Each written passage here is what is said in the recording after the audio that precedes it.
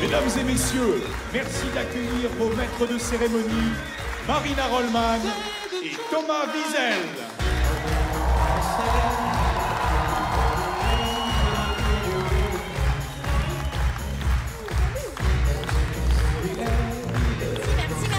Merci beaucoup. Merci beaucoup. Comment ça va, Montreux? Oui. Oh, merci. C'est ouf, hein? On Ça est me vraiment... fait plaisir d'être là. Ça me fait tellement plaisir d'être là avec toi, Marina. Mais oui, parce qu'en fait, avec Thomas, on est vraiment amis dans la vraie vie. Tu sais pas, amis du showbiz, quoi. Parce qu'il n'y a pas de showbiz en Suisse. Oui, c'est pour ça. C'est une des raisons, effectivement. Mais c'est vrai que, en fait, moi, ce qui est fou, c'est que j'ai commencé l'humour grâce à toi, Thomas, en voyant une vidéo de toi. Et tu t'es dit, si lui, il est humoriste, moi aussi, je peux le faire. Exactement. Mais c'est vrai qu'on est devenus tout de suite assez proches et Ouais. on s'est jamais quittés, quoi. Tu vois, on a avancé chacun de notre côté et tout, et on est restés hyper potes, hyper proches. Moi, je trouve Marina, ça elle est super partie chouette. à Paris, mais on est restés proches. J'ai continué à aller voir son spectacle, on est restés proches. J'ai regardé ses chroniques, et on est restés proches. C'est comme ça que j'ai appris qu'elle s'était mariée. Oui, alors, oui.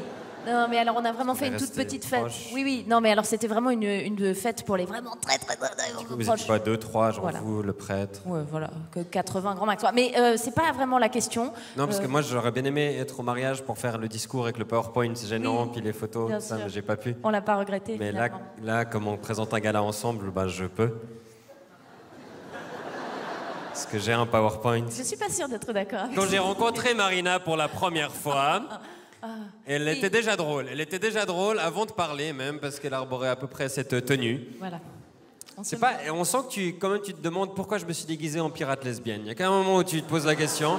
Tu n'aimes pas mon bandana? J'aime beaucoup et on a eu le droit à pas mal de coloris différents au fil des mois. Tu nous proposais des tenues avec différents bandanas à chaque fois. C'était assez Voilà, intéressant. oui, Mais ouais. à un moment donné, tu es parti à Paris et là, tu as arrêté de te couvrir la tête totalement. Tu t'es dit Absolument. sinon, je pourrais plus aller en sortie scolaire. On parlerait que de moi à la télé, mais on m'inviterait jamais. Donc, tu as enlevé totalement ce que tu avais sur la tête. Ouais. Spectacle politique. Oui, absolument. Oui, effectivement, j'ai enlevé. Et alors moi, en même temps, Thomas, je vais pas me moquer de ton physique. Non. Je peux pas, parce que les gens qui te suivent le font très bien pour toi. Comme en témoigne ce commentaire, bien, mais pas assez BG. Désolé. C'est dur. C'est dur. hyper dur. Mais t'as pas pris le pire. hein. Ah ouais Sous mes vidéos, il y a nettement pire. Ça, c'est un de mes préférés. C'est moi où Thomas Wiesel, il ressemble à un djihadiste mal formé. Même pas un djihadiste beau gosse, même Non. pas un djihadiste qui donne envie de partir en Syrie. Non, non, un djihadiste mal formé qui a déjà raté plusieurs attentats suicides. Ça m'a fait un peu mal. Ah oui, ça c'est un petit peu la tristesse, ok, j'avoue, effectivement. Et toi, mais toi aussi, t'as des gens qui te commandent ton physique. Alors moi, en fait, au début, effectivement, je m'attifais pas très bien. Et plus j'ai fait attention à moi, plus j'ai eu de la chance, les gens l'ont remarqué. Voilà, par exemple, elle serait pas archi bonne et de gauche, qui écouterait cette bourgeoise insipide?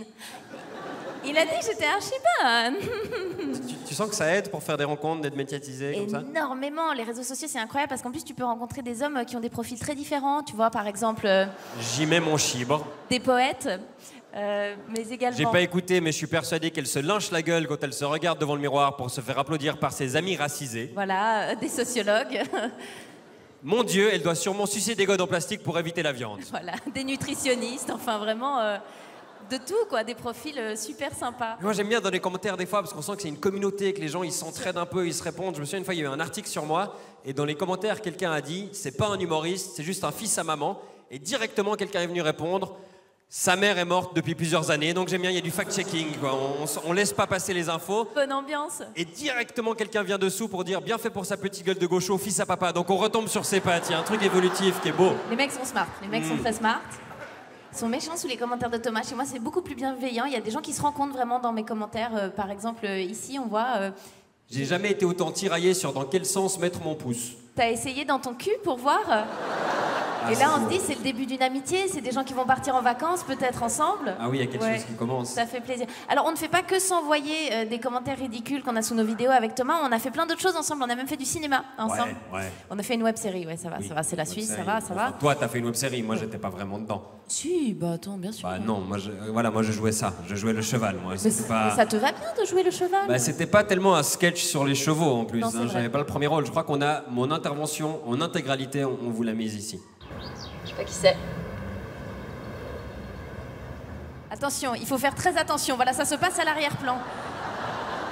Ouais, Thomas, à l'écran, c'est comme les vidéos d'OVNI. Il faut vraiment mettre un cercle autour, faire un ralenti et tout. On y croit à peine. On y croit à peine. Mais là, je me suis dit, bon, c'est mon bizutage et tout, ça va s'arrêter là. Non, non, dans le sketch suivant, je jouais ça.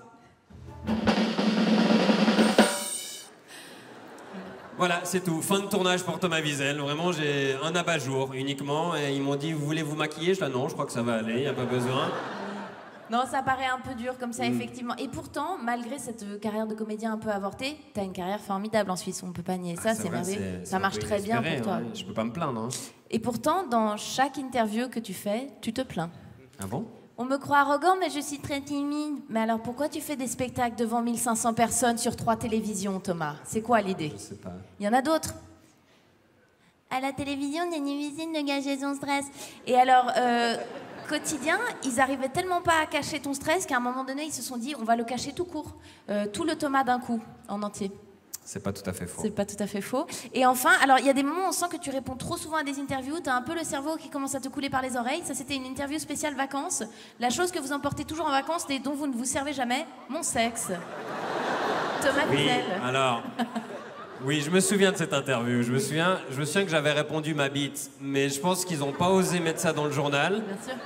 Donc ils ont édulcoré, ils ont mis mon sexe, et je crois que c'est pire. Hein. C'est pire, ouais, je confirme, ouais, c'est Parce pire. que ma bite, on dirait un enfant de 12 ans qui fait une blague, tandis que mon sexe, on dirait un serial killer. Vous voulez voir mon sexe? Non, ça va pas du tout. Ouais, ça va ça pas normalement, du tout. c'est la dernière phrase que t'entends avant de te faire strangler. Donc, Oui. ouais, effectivement.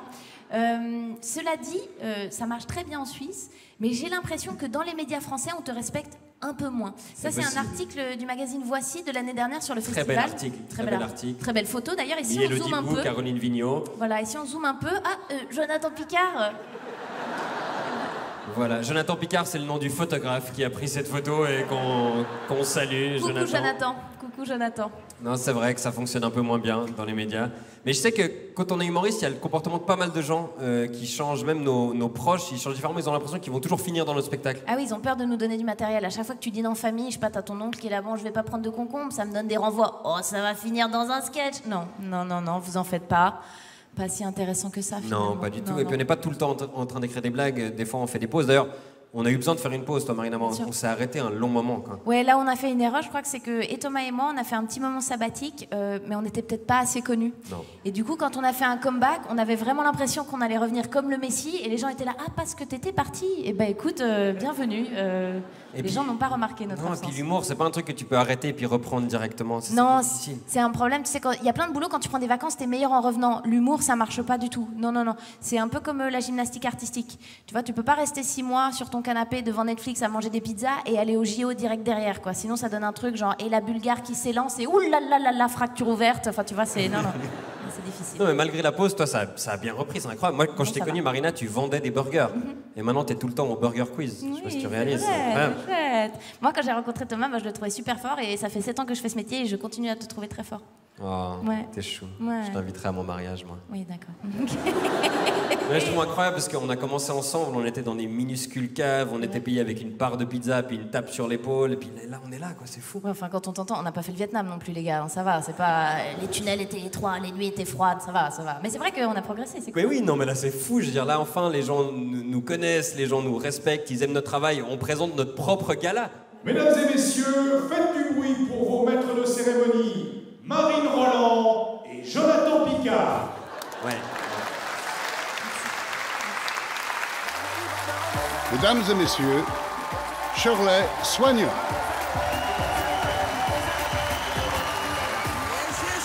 montre comment ça va. On va parler de féminisme, les gens. Les féminismes, c'est vachement bien, un truc positif qui se passe. Les mecs, vous êtes super en ce moment, vous dites des trucs hyper positifs. J'entends des mecs se dire entre eux, les gars, si vous faites peur à une fille sur un trottoir le soir, changez de trottoir, ok? C'est cool, c'est très cool, mais j'ai mis du temps à comprendre que je faisais partie des gars qui devaient changer de trottoir aussi. Je l'ai compris un soir parce que je suis derrière une fille et elle accélère, tu vois, je me dis, il y a un gars derrière nous. T'as compris, j'ai accéléré. Elle a vécu le pire harcèlement de sa vie, hein. Ah, je l'ai dépassé. Tu là, mais qu'est-ce que tu fais? Et on est dans une équipe de foot avec le mauvais maillot. Ah, je suis avec toi. Arrête de courir, y a personne. Elle a dû voir un ouf, calme-toi, on est seuls, toi et moi. J'ai partie des gens inoffensifs qui font peur quand même, tu sais. C'est terrible. La dernière fois, j'avais un date avec une fille de 1m80, je fais 1m59, tu sais. Et il y a ce moment du date, à la fin, où elle te regarde, genre, j'espère que tu vas m'embrasser. Enfin, elle fait, j'espère que tu vas m'embrasser. J'espère que tu vas te baisser, connasse, surtout, parce qu'il va rien se passer sinon, en fait. Ne regarde pas avec tes yeux comme ça, qu'est-ce que tu veux que je fasse? Putain, je vais pas sauter. Mettre un coup de tête. Il y a plein de trucs qui me sont passés par l'esprit, genre, je me suis dit, quoi, je mets une béquille, genre, voilà, la romance. À mettre une balayette pour t'emballer, putain. Donc je suis parti. Je fais pas partie des filles qui se font agresser dans la rue. J'ai mes potes, plein de potes à moi, elles ont des pute, toute la journée. J'ai pas cette chance, hein. Jamais. Une fois ça m'est arrivé, une fois, et j'étais pas prête parce que c'était la première fois. Le mec m'a fait j'étais là, oui. J'étais flatté, c'était pas la bonne réaction, on est bien d'accord? J'étais là, ok, c'est pour moi cette fois. Casting sauvage. Alright baby, qu'est-ce que tu veux? Il m'a dit cette phrase incroyable, il a dit, tu veux pas me sucer s'il te plaît? J'étais perturbé, le mec dit s'il te plaît. La première fois que je me fais agresser, le gars est poli. Je suis obligé de répondre poliment, du coup j'étais là, ok, en même temps j'ai une bouche, il a un pénis, ça marche, hein, putain. En plus j'ai du temps, j'aime bien rendre service. Qu'est-ce que ferait une fille, Shirley? Qu'est-ce que ferait une fille? Et du coup j'ai commencé à parler avec lui, parce qu'il était plutôt sympa en plus. Et je lui ai dit, mais comment ça fait que tu te bandes ça comme ça dans la rue? Il m'a dit, des fois ça marche. Mais présente-moi ces meufs. C'est incroyable. Les gens sont trop francs des fois, hein. Trop. La fois, j'allais prendre l'avion, tu sais, et je dépose mes affaires dans le bac à la sécurité. Et la meuf de la sécurité me dit, mettez-vous sur le côté. Et je sais pourquoi moi. Mais je lui dis quand même, pourquoi moi? Parce qu'avant d'être noire, je suis française, hein, j'ai fait un petit scandale. Pourquoi moi? Alors j'aimerais savoir, parce que avant personne, après personne, non, bizarrement, moi. Hein. Elle m'a dit cette phrase incroyable, elle m'a dit, délit de faciès. Elle a dit la vraie phrase. Je pense que c'était son premier jour de travail, elle sortait de formation, tu sais. Elle a surlié le mauvais mot, on s'est regardés toutes les deux étonnés, genre. Je peux pas m'énerver contre quelqu'un qui dit la vérité. J'étais juste là, bien wesh, franchement, bien joué. Fouille-moi avec plaisir. Je savais pas que toi tu savais, putain. Mais on dit contrôle de routine la prochaine fois. Ah, le racisme, c'est pas gagné, hein, franchement. Le racisme, ça tue en premier les gens qui subissent le racisme, d'accord? Ma mère est devenue complètement folle avec le racisme, complètement folle. Elle dit des trucs incroyables. Parfois, on se dispute. Il y a 2 ans, je lui dis, je veux plus te parler au téléphone, je veux plus te parler. Et par texto, elle continue, mais pourquoi? Je lui dis, laisse-moi tranquille. Elle m'a dit, c'est parce que je suis noire, c'est ça? J'ai attendu le lol, hein, il est jamais venu, hein. On n'a pas réglé le racisme, on a inventé un nouveau problème, le racisme anti-blanc. C'est marrant quand même, racisme anti-blanc. Si tu précises anti-blanc, c'est qu'à la base, c'est pas pour toi. Hein. Trop de blanc dans la salle, trop de blanc. On aimerait rire, mais on n'est pas prêt. Vous avez gentrifié les problèmes, bravo. Appelez ça une insulte, c'est une insulte. Quand on dit sale blanc à quelqu'un, c'est une insulte, c'est pas vraiment du racisme. Mais en même temps, voilà, je voulais dire un truc qui est hyper positif, c'est qu'on avance. On avance doucement, mais on avance. Il faut être indulgent avec soi, d'accord? C'est ça mon message de ce soir. Regardez-moi, il y a 2 ans, je suis venu ici, j'ai fait un sketch à Montreux sur le fait que j'avais arrêté l'iPhone. J'avais totalement arrêté parce que fabrication vraiment proche de l'esclavagisme, tu vois. Et outil très pratique, mais proche de l'esclavagisme. Et du coup, j'ai fait tout un discours ici. Il y a eu des millions de vues sur Internet, d'accord? J'ai repris l'iPhone, c'est ça que je suis en train de vous dire en fait. J'ai repris l'iPhone. J'ai craqué. C'était dur, c'était trop dur, j'ai l'impression de Nicolas Hulot du stand-up. Je viens avec un discours, il y a moyen, on va s'en sortir. 1 an plus tard, c'est mort, hein? On n'y arrivera jamais. Je vais aller pleurer là-bas. C'était trop dur de reprendre en fait l'iPhone parce que j'ai l'impression d'être une esclavagiste fragile. C'est ça qui s'est passé dans ma vie. J'ai repris un iPhone et il y a des meufs qui m'ont reconnu dans la rue. Une fois, j'avais l'iPhone dans la main. Et en groupe, des ados, elles me disent, Shirley, on a vu le sketch, on va arrêter. J'étais là, ouais, arrêtez plus loin, dégagez la main. C'était gênant tout le temps. En plus, j'ai même pas repris un iPhone d'occasion. J'ai repris le dernier, quoi. Je me suis dit qu'il a faire bosser les gosses autant qu'ils bossent bien, quoi. Alors, j'ai mal réfléchi, hein. J'essaie de me rassurer comme je peux, je me dis pas que je fais travailler un enfant, je me dis que je parraine un enfant, voilà, c'est ça qu'on fait tous. Apple est une grande ONG. J'attends encore le dessin. On avance doucement, mais on avance, d'accord? Faut être indulgent avec soi. Déjà au niveau d'une famille, quand il y a un problème, on ne le règle pas du jour au lendemain. Des fois ça met des années, des générations. Alors imagine au niveau de la planète, on ne peut pas changer tout comme ça. Faut être indulgent. Regarde mon père, moi, je me bats tous les jours pour les droits LGBTQI+. Il y a beaucoup de lettres maintenant, on a rajouté beaucoup de lettres. Ouais, notre but c'est l'alphabet, on arrive à Z, on a gagné. On est inclusif. Et je me bats pour ça. Et la dernière fois, j'étais à la Gay Pride de Paris. On m'avait convoqué pour présenter devant des milliers de personnes, se battre pour nos droits. Et mon frère voulait m'accompagner, il a 19 ans. Et mon père a dit, non, tu vas pas à la Gay Pride. Tu ne vas pas à la Gay Pride. La Grey Price. Ça fait 10 ans que je fais des trucs à la radio, des discours de malade en télé et tout. Je rentre chez moi, Grey Price, fin de la lutte, fini. Je dis, la Grey Price, mais t'inquiète pas, il va pas à la Grey Price, il va à la Gay Pride, donc tout va bien. Hein. Je sais pas ce que c'est les prix gris, mais ça a l'air super. Hein. Festival du prix gris, la Grey Price, putain, ça fait mal, t'imagines? Donc on avance doucement, mais on avance. Qu'à la fois j'ai reçu un message encore homophobe qui se voulait ouvert d'esprit. Super cool. Écoutez bien ce que là. Faut arrêter d'ouvrir son esprit comme ça, il y a des courants d'air les gars, faut arrêter. Fermez un peu plus. J'ai reçu un message incroyable. La meuf m'a dit par un message Facebook, Shirley, tu as le droit de pratiquer l'homosexualité.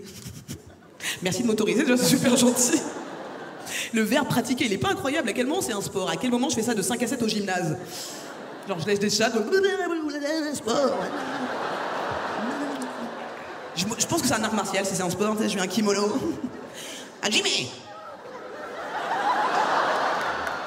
Le ciseau.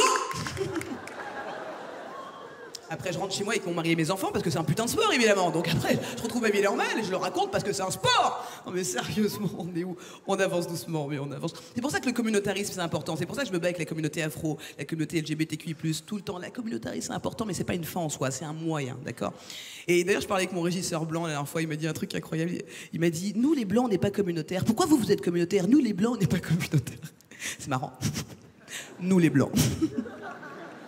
Alors si vous êtes communautaire, mais c'est pas grave, il faut juste le savoir en fait. Le seul problème, c'est que vous le savez souvent pas. Mon père, il disait toujours, quand t'es trop près d'un livre, tu le vois pas. Reculez les gars, vous allez voir. Écoutez bien, un seul exemple et je vous laisserai là-dessus. Vous êtes communautaire, écoutez bien. Les collants couleur chair, c'est la chair de qui exactement? Non, parce que moi je mets des collants couleur chair, hein, ça va pas, hein.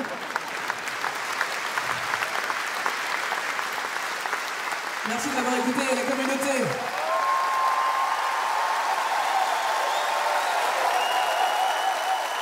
Faites du bruit pour Hakim Gemili.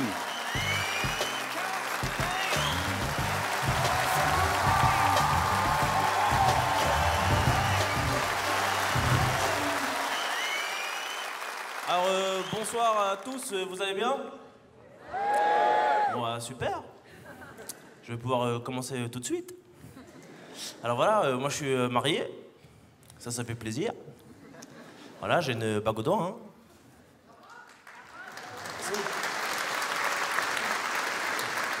Ouais, c'est un genre de bracelet électronique, on peut dire ça comme ça aujourd'hui, ce truc. Je suis content, ma femme, il a un petit de ouf, il est trop content. Ma femme, elle est d'origine sénégalaise guinéenne, voilà, donc autant vous dire qu'elle est tout à fait noire, hein, frère, en vrai de vrai, ouais. Même de dos, j'ai vérifié, figurez-vous, truc de ouf. Son spectre lumineux est de 0 à la totale. Ça, c'était pour faire des petites présentations. J'étais très heureux quand je me suis marié.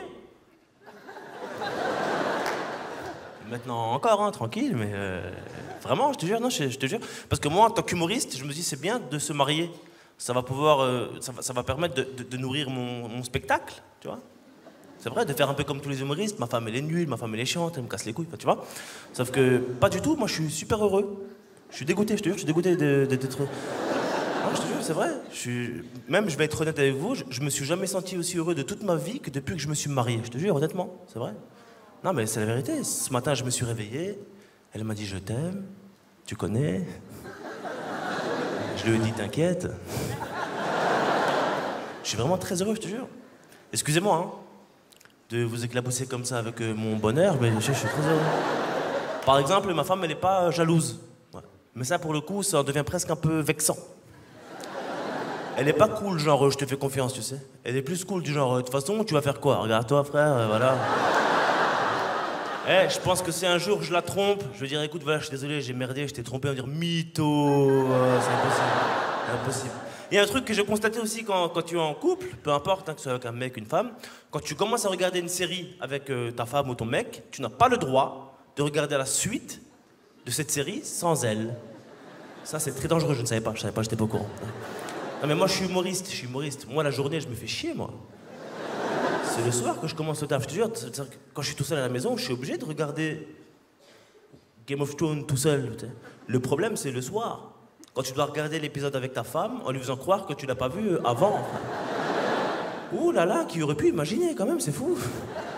Un jour, elle m'a grillé, j'étais sur mon téléphone, je regardais ça en diagonale, tu vois. Elle m'a grillé, elle m'a dit « Hakim, tu l'as vu ?» Je fais « Ouais, je l'ai vu. » Elle m'a dit « Tu sais quoi, moi aussi, viens, on regarde l'épisode d'après ensemble, allez, c'est parti. » Alors évidemment, avec ma femme, comme tous les couples, je suppose, on se dispute, on s'embrouille. Sauf que nous, on arrive toujours à se réconcilier dans la même journée. Voilà, parce qu'on a trouvé une technique qui nous correspond très bien à tous les deux, que je vais vous donner tout de suite. Cette technique, elle consiste en fait à ce que je m'excuse.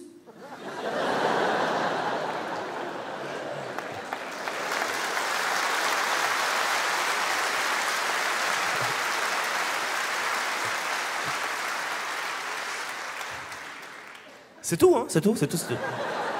Je m'excuse et je ferme ma gueule et je passe une très bonne soirée, je te dis, c'est vrai. Je préfère lui donner raison plutôt que de dormir dans la voiture, voilà, t'as capté? Sachant que j'ai pas de voiture, c'est quand même bien relou, quand même, cette histoire. Non, c'est vrai, c'est magnifique. Il s'est passé un truc un peu marrant que ma femme, vous savez, au moment du mariage, quand tu arrives à la mairie pour dire oui ou non, là, tu sais, ce moment-là. Et ben à ce moment-là, j'ai fait une découverte étrange sur ma femme. Ce jour-là, ce moment précis-là, j'ai découvert que le prénom de ma femme, et ben en fait, c'est pas du tout son vrai prénom. Ouais. J'ai pas du tout rigolé comme vous, j'avais la rage. Ma femme, elle est censée s'appeler Fadili, c'est comme ça qu'elle s'appelle, Fadili, c'est ce que j'ai toujours cru. Sauf que le jour du mariage, surprise à la mairie, tu sais, le maire il est là, il me dit Hakim Gemili ici présent, souhaitez-vous prendre pour épouse Oumoul. Je lui dis qui ça, excusez-moi, j'ai pas compris, monsieur. Je me suis retourné vers mon témoin, je lui ai dit t'es témoin de ce qui vient de se passer ou pas, cousin là? Oumoul, enfin qui que tu sois d'ailleurs, peu importe maintenant. T'as encore des trucs à m'annoncer ou pas là? Les cheveux, je savais déjà, mais le reste c'est comment, frère? Oumoul, c'est un prénom féminin. Oumoul. Normalement, c'est un prénom, tu donnes même pas une chaise, normalement, Oumoul, frère. Moi, je vois une chaise qui s'appelle Oumoul, je ne m'assois pas, je dis mais jamais. Jamais. Après, le pire là-dedans, c'est que à ton mariage, il faut faire un placement de table. À ton mariage, il faut placer les gens en fonction des affinités et des haines ancestrales. Les gens se détestent, j'étais pas au courant de tout ça. Moi, ce jour-là, j'ai appris que dans ma famille Gemili, il y a la moitié des Gemili qui détestent tous les autres Gemili. Vraiment, c'est compliqué. Donc, tu sais, moi, j'ai fait un placement de table un peu hasardeux, tu vois. J'ai montré ça à mon père. Heureusement. Mon père m'a dit, Hakim, ça va pas. L'autre, il va pas à côté de Youssouf. Il a fait 10 ans de prison à cause de lui. Si, se croise, mariage gâché. Wallah, bilhaq. Hakim, asma'ni bilkdé.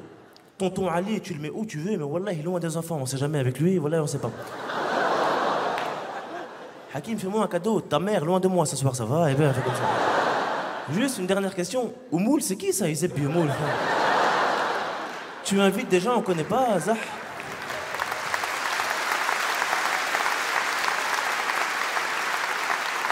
Alors, évidemment, maintenant que je suis marié, je pense à la suite. La suite, c'est quoi? Bah, maintenant, je rêve d'enfants. Voilà, enfin, je rêve pas d'enfants inconnus, hein, chelou. Je rêve d'avoir mes propres enfants. Le problème, c'est qu'aujourd'hui, c'est compliqué d'éduquer des gosses, quand même. C'est vrai, c'est compliqué. Moi, dans mon entourage, j'ai carrément vu des parents imposer leur religion à leurs enfants. Moi, je trouve ça cruel de faire ça, franchement. Moi, mes enfants, je leur laisserai le choix de se faire leur propre opinion ou de manger avec nous. Voilà, ce sera à devoir. Voilà. T'as faim? Oui. Bon magique? Bismillah. Bon, alors vous l'avez compris, mais je le répète une dernière fois quand même, ma femme elle est donc noire, voilà, vous l'avez compris. Moi je suis blanc, grâce à Dieu, mais en vrai je suis arabe, en vrai c'est pire. Et on est tous les deux musulmans, ça veut dire que notre enfant il va naître noir, arabe, musulman en France. Mon enfant, je vais l'appeler, c'est pas moi. Non mais c'est comme ça que j'ai appelé frère. Non, même lui il va sortir du ventre de ma femme et dire c'est bon les gars je me rends, vas-y laisse tomber, c'est par là, vas-y j'y vais. Et puis il y a pas très longtemps j'ai mûri une réflexion qui moi me semble être assez intéressante. Je vais avoir des enfants avec ma femme, cette femme, Inch'Allah. Mais mes enfants avec elle, eh bien, ils seront noirs. Mais ça, j'y ai pas pensé avant, les gars. Non, mais je m'explique. Ça veut dire ce que ça veut dire. Ça veut dire que je vais être le seul blanc de ma famille, frère, à moi. Hein? Et ça me dérange. J'ai pas envie de me retrouver en infériorité numérique à la maison, tu sais. J'ai pas envie qu'ils créent un quartier black dans mon salon, frère, tu sais. Et qui commence à faire des réunions Black Panther entre eux, c'est tout. T'imagines un jour, je vais voir mon fils, je vais dire range ta chambre, il va me dire non à la suprématie blanche, papa, non. Wakanda, je sais pas quoi leur truc, Black Panther, voilà, merci à tous, passez bonne soirée, mesdames et messieurs, c'était cool. Douli.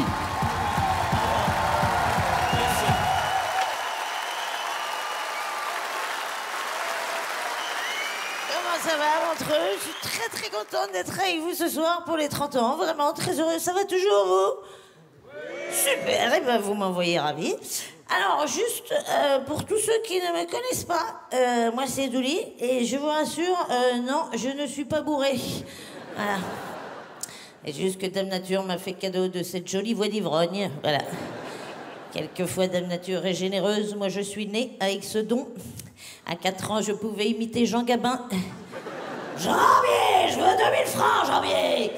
Voilà, ça faisait bien marrer mes potes, beaucoup moins ma mère, qui avait toujours rêvé d'avoir une fille, la pauvre. Ah, quand j'ai prononcé mes premiers mots, mes parents ont fait un déni. Bébé caca. Ils se sont dit, mais c'est l'enfer, ce clochard qui squatte sous la fenêtre de la petite. Faut appeler la mairie, là. Bébé caca. Non, je bois pas. Enfin, je bois plus, j'ai tout arrêté, les gars. J'ai arrêté la drogue aussi. J'étais héroïnomane de 19 à 22 ans. C'est un petit peu tôt dans la conversation pour le dire. Ouais, peut-être, mais j'aime bien donner une bonne impression dès le départ. Voilà, je suis sobre depuis 2010. Alors, que dire de la sobriété? Eh ben, vous savez, pour moi, la sobriété, c'est un petit peu comme le gratin de chou-fleur à la cantine ou la fellation. Tu vois, au début, bon, t'es pas très motivé. Et puis après, bah, t'es pas très motivé, mais t'as pas le choix. Non, je bois pas. C'est pas facile de pas boire en France. Hein. C'est quand même le seul pays où quand tu dis « je ne bois pas », on te répond « oh ».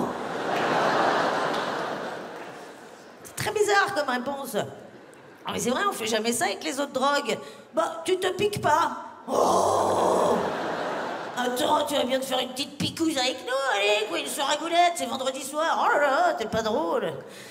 Hein, je vous promets, c'est pénible de passer pour une rabat-joie parce que je bois pas.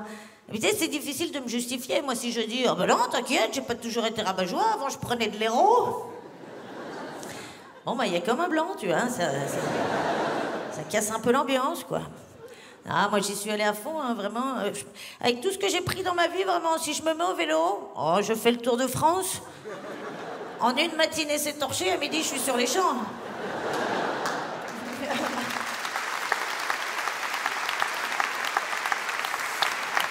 Ah, le dernier moustique qui m'a piqué, il est encore sous Subutex. Hein.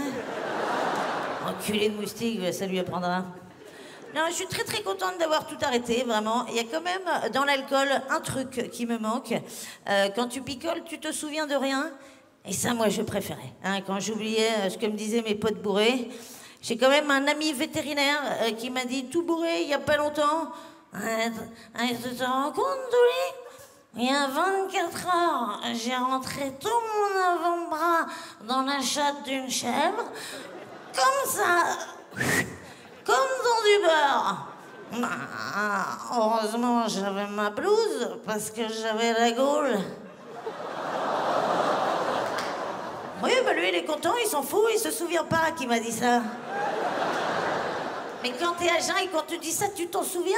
Moi, je vais vivre avec cette information toute ma vie. Et vous aussi, maintenant. Tu vois, moi, quand tu picoles, tu te souviens vaguement qu'il est fan de fromage de chèvre et qu'il s'est mis à la boxe. Voilà. On devrait inventer une application smartphone pour aider les mecs bourrés dans ce genre de situation, vraiment. C'est un truc qui t'appellerait quand tu commences à dire vraiment que de la merde. Hein? On pourrait l'appeler l'appli Pop-Pop-Pop. Dès que tu commences à dire « Hein? Je vais te dire un truc. Mais surtout, tu le répètes à personne. » Paf! Oui, bonjour, c'est Karine de Pop-Pop-Pop. Êtes-vous bien sûr de vouloir divulguer cette information très intime à cette personne que vous avez rencontrée il y a 5 minutes? Ah non, merde. Merci, Karine Pop-Pop. Hey, Karine. Je t'aime. Hey, Karine, je vais te dire un truc, mais surtout, tu le répètes à personne. Ah, merci.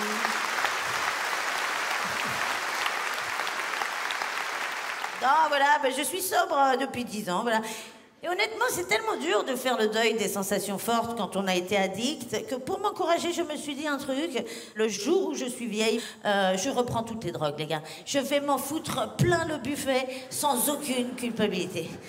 T'es vieux, c'est fini. Personne va te dire, dis donc, au lieu de te défoncer comme un sagouin, tu pourrais essayer d'être utile à la société. J'ai 85 ans. Utile à quoi? À encombrer les trottoirs? Non, la vie d'un vieux, c'est comme une boîte de thon. Tu vois, quand tu l'ouvres, ça pue. Et après, bah, faut aimer le thon, quoi. Non, je vais me défoncer la gueule tous les jours, les gars. Si on me cherche après 85 ans, je serai porte de la chapelle, en permanence.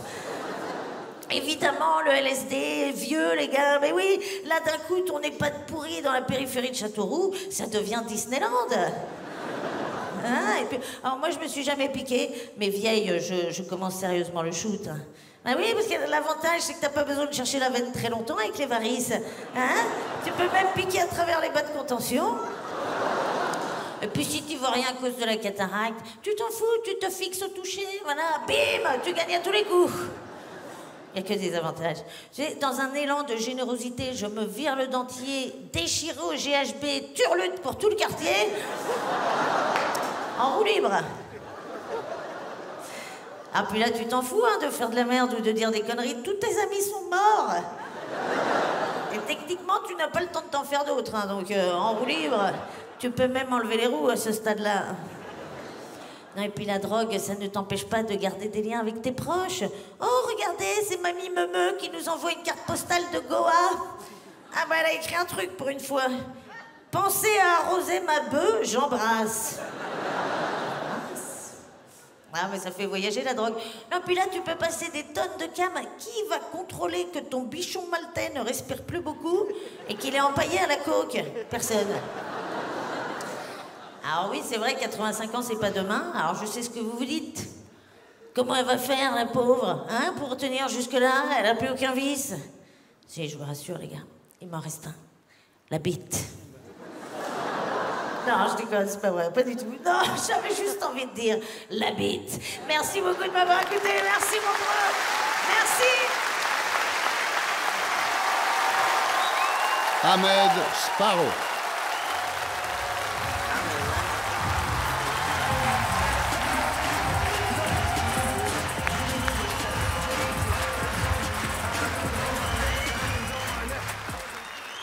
Vos prostituées payent des impôts. Bonne soirée. Je m'appelle Ahmed. Ahmed Sparrow, c'est mon nom complet. Sparrow, ça s'écrit comme Jack Sparrow. Voilà, très facile à retenir. Pour ceux qui ne savent pas comment s'écrit Ahmed, vous mettrez BFM, c'est écrit assez souvent, difficile de se tromper. Je suis français. Salut. Enfin, avant d'être français, j'ai une origine, hein, ça se voit, je suis d'origine algérienne. Alors pour ceux qui ne savent pas ce que c'est que les Algériens, c'est les Albanais de France. Sauf que vous, vos minorités sont plus riches que les nôtres. Ouais. Un Algérien, quand il est content, il sort un drapeau. Un Albanais, quand il est content, il sort une BMW. Compliqué de mettre des enjoliveurs sur un drapeau, hein. Tu vas nulle part. Vous avez quoi contre les Français, vous, les Suisses? J'ai l'impression que vous en voulez beaucoup aux Français. Tu sais, souvent. Alors que nous, les Français, on s'en fout des Suisses, en vrai. Tu sais, moi, je pensais que Suisse, en anglais, ça s'écrivait Sweden. Je suis vraiment loin dans le délire, je vous dis la vérité. Et j'aime bien Montreux, c'est la seule ville où on paye pour applaudir des frontaliers, finalement. Et donc, c'est cool. Ouais. On vient prendre votre argent, on va le dépenser en France, ça, c'est cool. Mes frontaliers préférés, c'est ceux d'Évian. Ils viennent en bateau. Des pirates, des temps modernes. On est clairement sur la piraterie. Épatant. Assez parlé de vous, je vous parle un peu de moi. Je suis le dernier d'une famille de 12 enfants, c'est chaud, hein. Ah, ma mère a fait le grand écart à l'aise aujourd'hui, je vous dis la vérité. Elle est un peu dure, celle-là, elle est un peu dure. Même moi, j'ai hésité, je te dis la vérité, j'ai hésité. Je vous rassure, mes parents travaillaient, mon père bossait dans le bâtiment, ma mère bossait dans l'élevage, du coup, donc ça va. Le seuil de famille nombreuse en France, c'est 3 enfants. Tu sais, des fois, je discute avec des gens, ils me disent, on est une grande famille, on est 4. Si tu veux, hein. Non, parce que moi, très vite, j'ai su qu'on était trop. Il y a des indices qui trompent pas. Moi, j'allais voir mon père, il me répondait, t'es qui? Tu vois le truc ou pas? En plus, tu connais dans les grandes familles, tu sais, les parents aiment bien... Tu sais, ils donnent les vêtements du petit frère au grand frère. Tu connais ce phénomène? Mon grand frère a 56 ans. J'arrivais à l'école, pantalon pas de def, mocassin à gland. Je vais aller où comme ça? John Travolta en CE2, c'est ça que tu veux pour moi? J'ai 21 neveux et nièces, c'est humain ça? Je suis tonton 21 fois. J'ai des neveux, ils ont des enfants. Je suis un genre de grand-père de neveu. Je sais pas où je suis exactement, ok? Mon neveu, il venait me récupérer à l'école. Est-ce que t'as déjà entendu une fois dans ta vie, vous venez chercher qui? Mon tonton. T'as jamais entendu ça dans ta vie. C'est compliqué, hein? Eh ouais.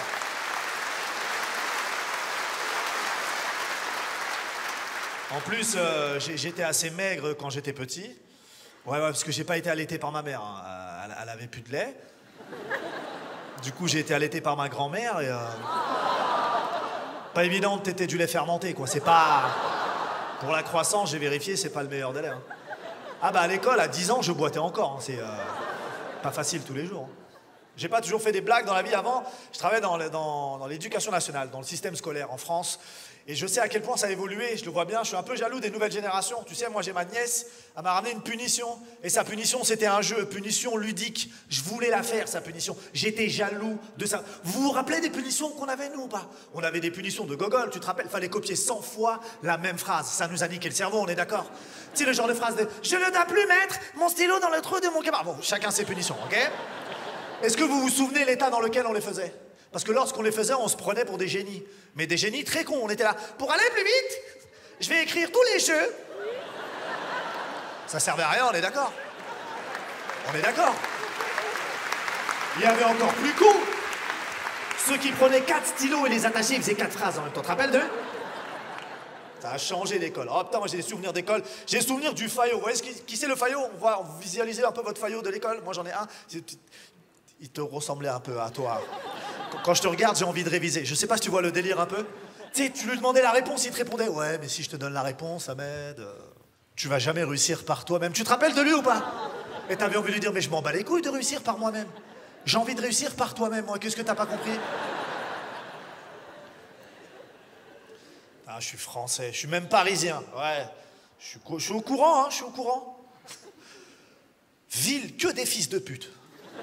Paris, c'est une ville, entre nous, on se juge, on s'aime pas. Je vais vous raconter un truc qui m'est arrivé. Je marchais sur les Champs-Élysées, histoire, écoutez bien. Je marchais sur les Champs-Élysées et dans la rue, il y a un mec qui crie, tu vois. Mais pas des cris de détresse, des cris de gogol. Moi, je reconnais les deux cris, ok?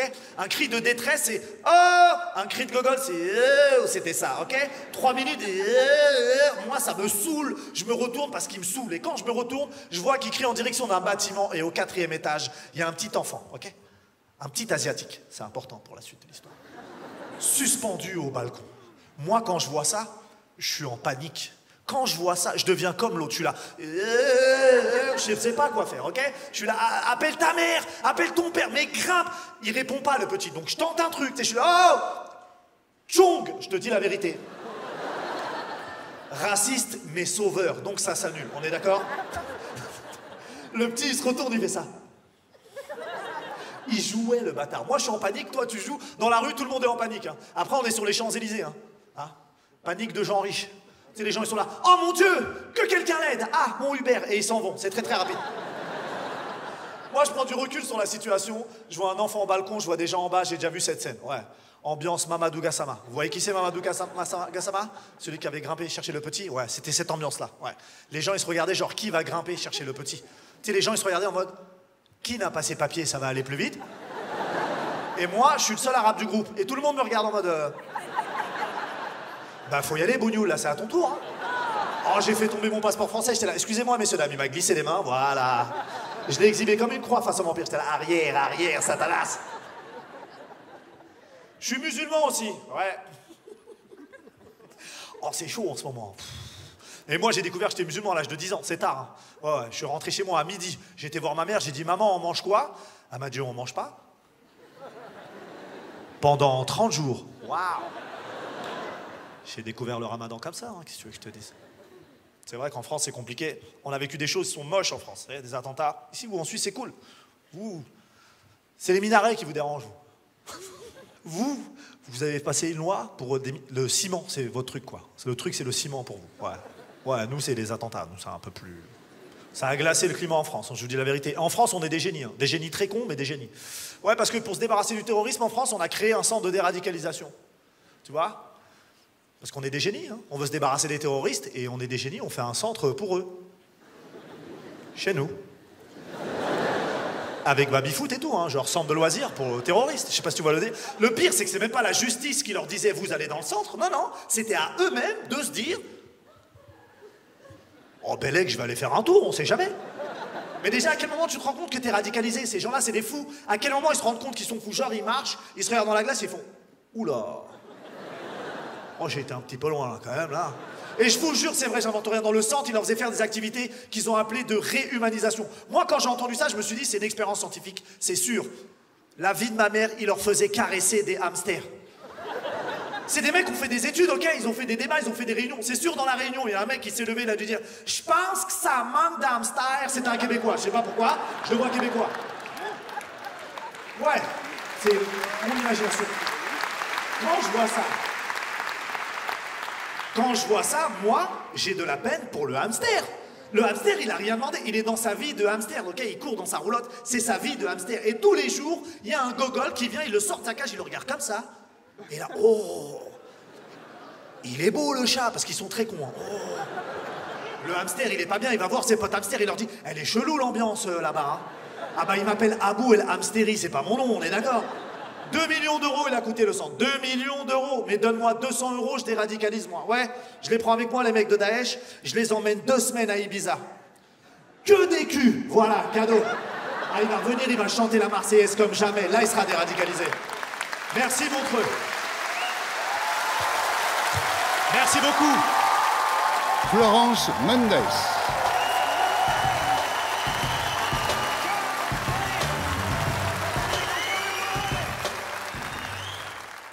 Bonsoir Montreux, bonsoir la Suisse. Je suis ravie d'être ici au pays des montres et de l'euthanasie. Ça permet de savoir avec précision combien de temps il te reste à vivre et ça c'est beau. Alors je me présente, je m'appelle Florence Mendes. Je me suis lancée dans l'humour en 2016. C'était une année un peu spéciale pour moi. Il m'est arrivé quelque chose qui a une chance sur 100 de vous arriver si vous habitez en Syrie. J'ai eu 30 ans. Alors, récemment, un date Tinder m'a demandé ceci. Il m'a demandé, mais au fond, pourquoi l'humour? Ben, c'était ça ou le suicide. En même temps, dans les deux cas, rien ne vaut une bonne chute. Alors, j'ai pas toujours été humoriste. Il faut savoir qu'avant, j'étais prof d'anglais. C'était pas les meilleurs moments de ma vie. La toute première fois que j'ai donné cours, j'ai Sarah, 14 ans, qui a pris ses ciseaux, qui se les a mis sur la gorge et s'est mis à gueuler qu'elle voulait mourir. J'étais supposée faire quoi? Yes, Sarah, but say it in English. Alors, je viens de Belgique et je partage vraiment votre enthousiasme pour les enfants morts. Non, j'ai eu des élèves plus compliqués que d'autres aussi, genre « Bonjour, voilà, je vous présente mon fils Jérémy. Alors, il est dyslexique, dyscalculique, dysorthographique. En gros, il est con, hein, voilà. Sinon, il y a son petit frère Alexandre. Alors, Alexandre, il est borgne, sourd d'une oreille, manchot, amputé d'une jambe et hémiplégique. Vous savez faire quelque chose pour lui? Moi, je vais lui mettre la moitié. Alors, vous voyez, moi, avant tout ça, aux parents d'élèves, je leur donnais des conseils. Maintenant, je distribue des capotes. Il y a des parents d'élèves dans la salle? Bonsoir. Je vous emmerde. Non, parce qu'il n'y a pas mieux qu'un parent d'élève pour se voiler la face. Vraiment, non, madame, ton fils, il est pas un peu remuant. Il y a un mot pour ça. Ça s'appelle posséder. C'est pas d'un conseiller pédagogique dont il a besoin, c'est d'un putain d'exorciste. Mais dernière fois que je lui ai mis une mauvaise note, il m'a vomi à la gueule en criant « Ta mère suce des bites en enfer !» Et franchement, connaissant ma mère, c'est pas impossible.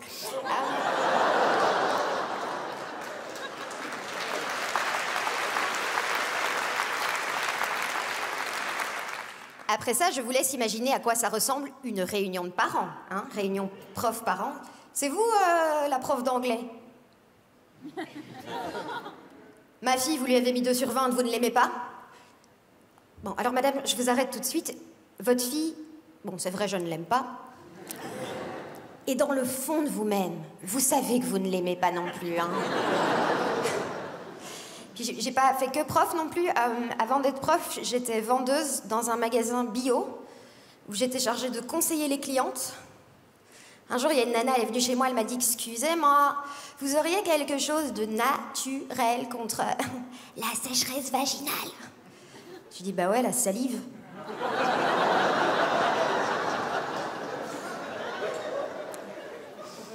Me faire virer. Non, puis vous savez, de toute façon, le métier de prof, je pense pas que c'était fait pour moi. C'était une mauvaise idée pour moi de retourner à l'école, parce que l'école, c'est l'endroit où j'ai le plus souffert. Moi, quand j'étais élève, je me suis fait harceler parce que j'étais très intelligente. Je sais, vous me croyez pas parce que je suis jolie. Enfin, jolie. Je suis dans les standards hauts en Belgique.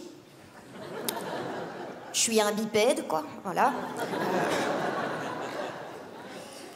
Mais non, je vous assure que c'est vrai, mais je me sens quand même un peu coupable parce qu'aujourd'hui, enseigner, c'est quand même une mission d'utilité publique, surtout maintenant. Je sais pas si vous avez remarqué, mais les gens deviennent de plus en plus cons. Ah si, vous avez vu un peu ce qui passe à la télé, là, depuis quelques années? Secret Story. Alors, Secret Story, c'est fini, mais cette merde, ça a duré 11 ans. 11 ans, alors que le seul secret de la maison, c'est le bon usage du conditionnel, tu vois? J'ai essayé de regarder pendant 5 minutes, t'as une nana comme ça devant sa garde-robe qui fait « Oh là là, j'ai rien à mettre !» Bonne nouvelle, t'as au moins 3 garçons dans la maison qui ont une solution.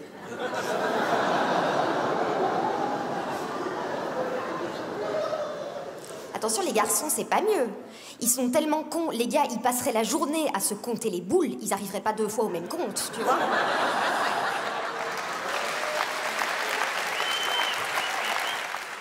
Et il n'y a pas qu'à la télé, s'il y a bien quelque chose qui est très mauvais pour le développement de l'espèce, c'est Internet. On peut mettre en lumière à quel point on devient con. Moi, ce que je préfère sur Internet, ce sont les messages de prévention santé sur Facebook. Le dernier que j'ai lu, c'était un message de prévention contre l'AVC. Vous êtes attentifs, ça peut sauver des vies. C'est l'histoire de Julie et Vincent. Julie et Vincent sont amoureux. Et Julie et Vincent sont invités à un barbecue. Ça va la tuberculose? Ouais. Vas-y, tous, et je termine après. Julie et Vincent, donc, sont invités à un barbecue. Au cours du barbecue, Julie, sans raison, trébuche, puis se relève et continue joyeusement le reste de son après-midi. Le lendemain, Vincent appelle leurs amis. Julie est décédée. Julie a fait un AVC. Les amis de Julie auraient pu la sauver s'ils lui avaient posé 3 questions. Julie, est-ce que tu sais sourire? Julie, est-ce que tu sais faire une phrase? Julie, est-ce que tu sais lever les bras? Pour rappel, Julie a continué joyeusement le reste de son après-midi, alors qu'elle ne sait ni sourire, ni faire de phrase, ni lever les bras. Julie a une conception toute personnelle du fun, hein. Et on est bien d'accord, si personne à ce barbecue n'a remarqué que Julie ne savait ni sourire, ni faire de phrase, ni lever les bras, c'est qu'aucun de ces enculés n'a adressé la parole à Julie de toute l'après-midi. Ils se sont servis de Julie pour tenir leur bière. Ça va, Julie? Julie, putain, arrête le beurre, mais surtout change d'amis.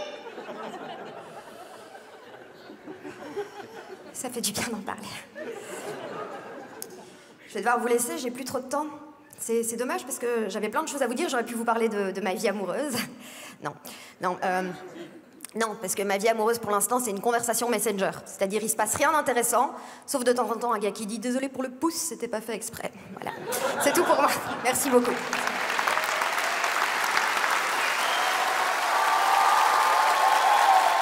Paul Mirabel.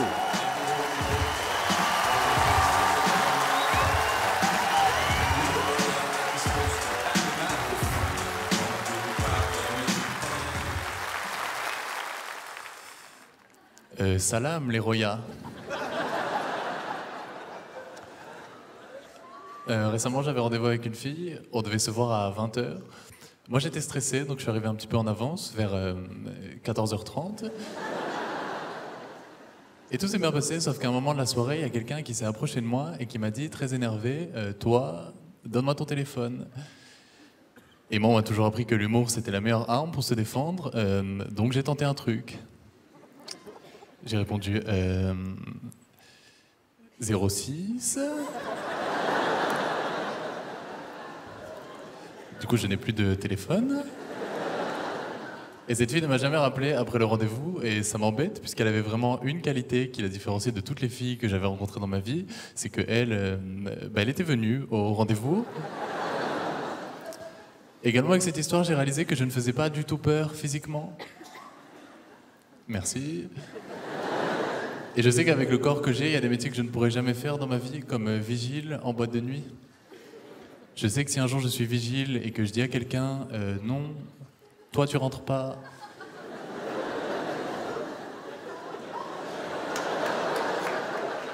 Et qui me dit si je rentre. Bon bah si, il rentre.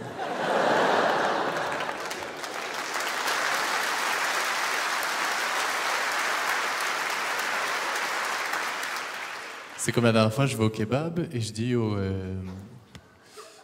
kebabier,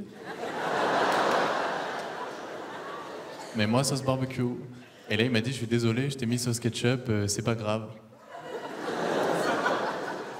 Je lui ai dit, monsieur le kebabier, vous avez un couteau dans la main, vous êtes plus musclé que moi, franchement non, c'est pas grave. Je vais pas risquer ma vie pour de la sauce barbecue. En plus de ça, je suis très différent de mon petit frère physiquement. J'ai un petit frère mais qui est très musclé.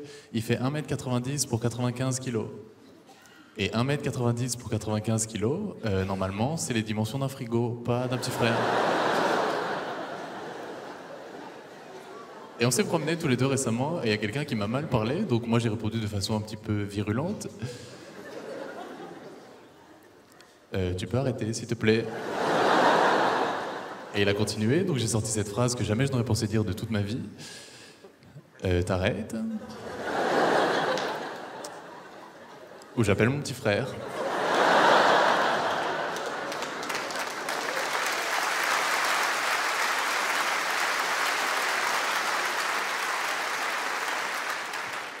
Pour lui ressembler, je me suis inscrit à la musculation récemment, et pour que ça aille plus vite, j'ai commandé un pot de protéines et un programme de musculation. Mais je crois que le premier exercice du programme, c'est d'arriver à ouvrir le pot de protéines. Et j'ai fait ce que font toutes les personnes qui font de la musculation. J'ai fait une photo avant, après, et j'ai bien regardé. Et j'ai pas réussi à savoir laquelle était la bonne. Du coup, je l'ai montré à un ami qui m'a dit, il y a quand même une petite différence sur la photo après, tu as les cheveux beaucoup plus longs. Et je suis arrivé le premier jour à la salle de sport, le coach m'a dit, monsieur, vous voulez muscler le haut ou le bas? J'ai dit, monsieur, je vous avoue que je connais mon corps, et je pense que je peux pas me permettre de faire une sélection. Je veux muscler tout ce qui est musclable. J'étais motivé, donc j'ai commencé à faire les premiers exercices. Je cours, je saute. Là, le coach me dit, monsieur, calmez-vous. Ça, c'est juste le tourniquet pour rentrer dans la salle de sport.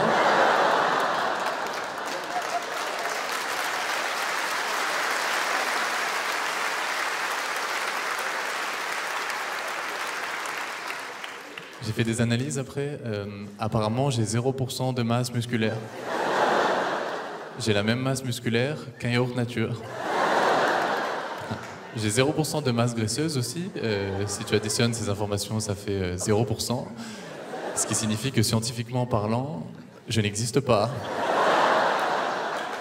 Je suis très grand, moi. Je pense que mes ancêtres étaient des girafes. J'ai un corps particulièrement adapté pour cueillir des cerises en hauteur.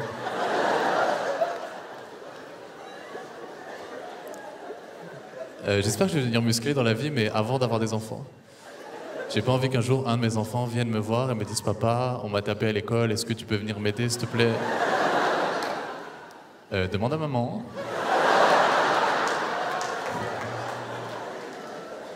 Je suis pas courageux non plus, mais je pense que le caractère de quelqu'un n'est pas très différent de son physique. Moi, je suis quelqu'un de réservé, je pense pas que ce soit un trait de caractère. Je pense que c'est juste mon corps et mon esprit qui ont fait une réunion. Et qui se sont dit, bon bah lui, c'est mieux s'il est réservé. Sinon il va se faire éclater. On me dit souvent que je suis quelqu'un de gentil. Je n'ai pas le choix. J'ai compris pourquoi je faisais pas peur physiquement. C'est parce que je suis allé chez le coiffeur récemment. Et on s'est pas entendu sur la notion de pas trop court. J'ai conscience qu'actuellement j'ai la tête d'une secrétaire qui s'appelle Chantal.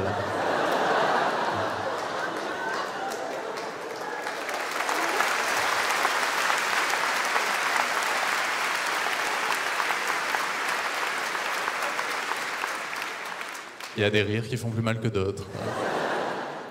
J'ai peur un petit peu partout dans la vie. Moi, j'ai peur dans le métro, notamment. Je sais qu'il y a des filles qui ont peur la nuit dans le métro. Moi, j'ai peur de ces filles qui ont peur la nuit dans le métro. Je l'ai pris il y a quelques temps et j'ai compris pourquoi la voix qu'on entendait était automatique. Je sais que si c'était moi qui faisais la voix du métro, tu l'aurais très vite entendu sur certaines stations. Barbès, Rochechouart.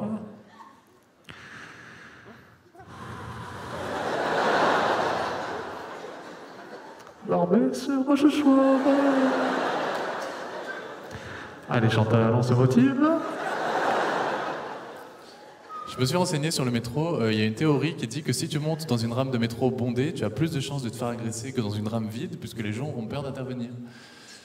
Alors moi j'ai voulu vérifier la théorie. Je suis monté dans une rame vide où il y avait moi et un mec énervé qui m'a très rapidement dit « Donne-moi ton portefeuille ». Ce à quoi j'ai répondu « Non, tu ne peux pas, puisqu'il y a une théorie ».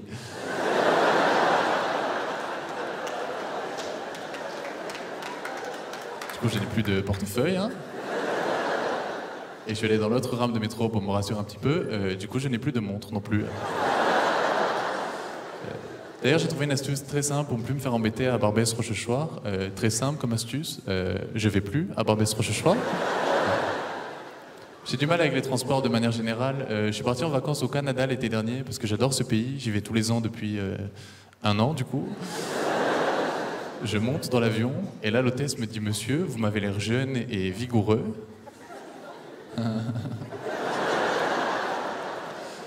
Je lui dis « Bah déjà, toi, bah tu te calmes. Hein » Et elle m'a dit « Donc on va vous placer à côté de l'issue de secours pour aider les gens à évacuer en cas de crash aérien. » Je lui dis « Madame, si la personne que vous choisissez pour aider tout le monde à évacuer, c'est moi, eh bien je n'ai plus confiance dans cet avion. » Merci de m'avoir écouté, merci beaucoup. Merci beaucoup.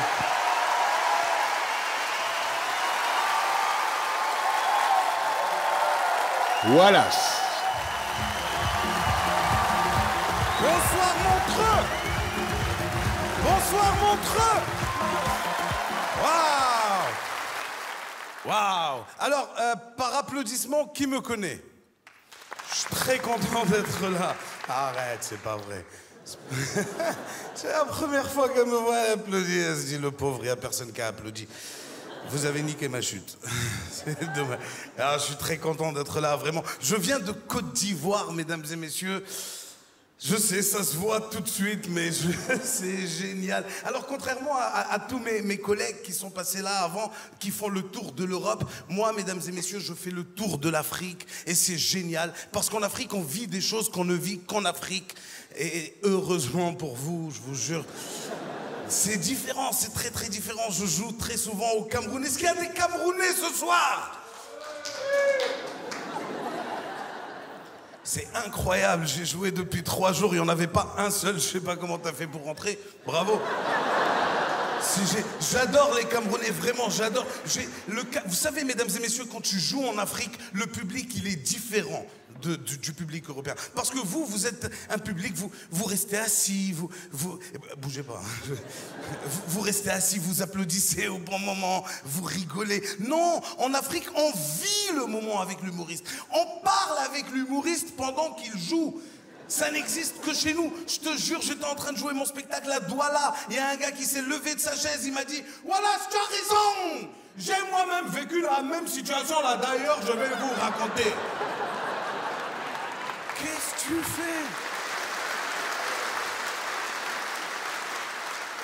Mais même au cinéma, ils parlent avec la télé, les Camerounais, je te jure. On est allé regarder le Titanic, ma femme et moi. Quand Leonardo DiCaprio, il allait monter dans le bateau, il y a une femme qui s'est levée. Elle lui a dit, Leonardo, descends! J'ai regardé le film là hier, le bateau va couler. Tu vas mourir.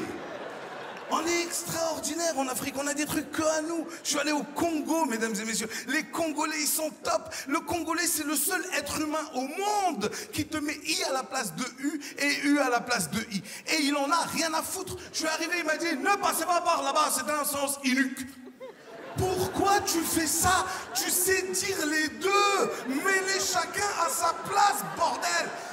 La première question qu'on m'a posée à l'aéroport de Kinshasa, vous avez une arme sur vous? J'ai dit non, il m'a dit t'es né, vous allez en avoir besoin. J'adore l'Afrique, mesdames et messieurs. Je suis allé au Bénin il n'y a pas très longtemps. Le Bénin, c'est exceptionnel. J'ai donné mon passeport à l'aéroport, il l'a ouvert, il l'a refermé, il me l'a rendu. Il m'a dit, il manque une page. Je lui ai dit, wow, mon passeport il est nouveau. Il m'a dit, réfléchis bien, il manque une page. J'ai mis 50 € dedans, je lui ai redonné, il l'a ouvert, il m'a dit la page a été retrouvée.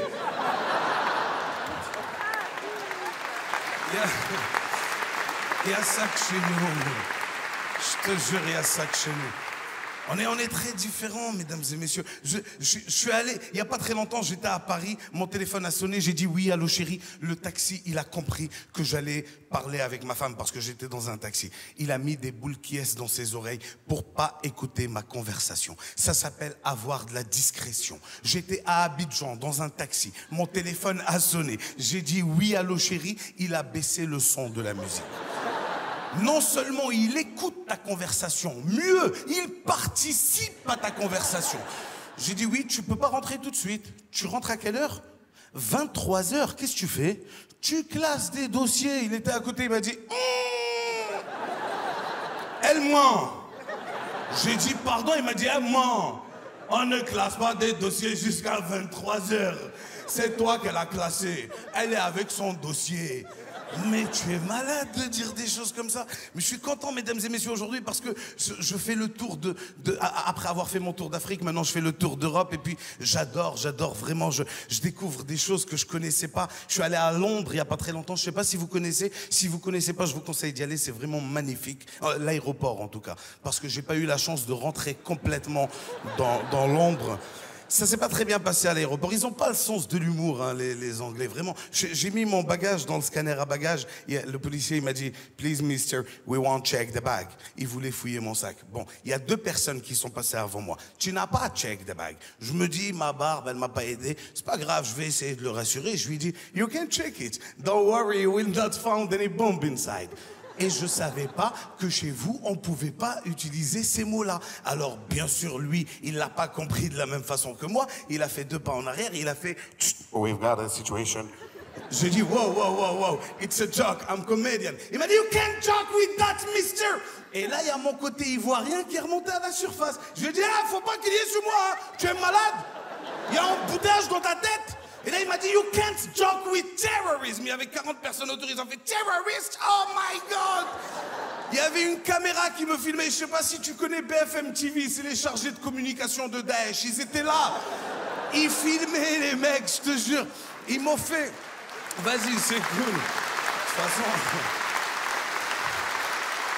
le seul qui peut avoir des problèmes, c'est moi. Vous allez rentrer en groupe après, c'est moi qui rentre tout seul. Et donc, ils m'ont fait rentrer dans une pièce et là, il m'a dit, why? Et donc, je lui ai dit, ouais. Il m'a dit, why? Je lui ai dit, ouais. Et là, il m'a dit, why did you say it? Parce qu'il n'a pas le droit de dire bombe. Alors moi, ça m'amusait. Je lui ai dit, what did I say? Il m'a dit, stop that shit now. Je lui ai dit, faut pas crier. Et là, il me dit, why did you say bomb? Et là, je lui ai dit, I didn't say anything. I only said there is not any fucking bomb inside. Je me suis réveillé dans l'avion, électrocuté, je sentais encore les vibrations. Et bien sûr, l'avion qui partait vers la Côte d'Ivoire, comment je l'ai su? C'est l'hôtesse de l'air quand elle m'a parlé. Elle m'a dit, hey, tu es réveillé, tu dormais là, tu veux manger? Je me suis rendormi direct. Je suis arrivé en Côte d'Ivoire, mesdames et messieurs, fatigué, énervé. Le policier qui me voit arriver, il me dit, hey, petit, il y a quoi dans tes bagages? Alors, toute la colère que j'avais accumulée, je l'ai versée sur lui. Hein. J'ai pas cherché à réfléchir. Je lui ai dit, non, faut fouiller. Faut fouiller! C'est pas bombe, hein, c'est missile. missile, j'ai mis dedans. Voilà. Kalachnikov, il y en a. Mitraillette, il y en a. Grenade, tu connais bombe nucléaire? Il y en a. Faut fouiller, je vais faire péter la Côte d'Ivoire. Tu connais Kim Jong-il? Il est dedans. Faut fouiller. Et là...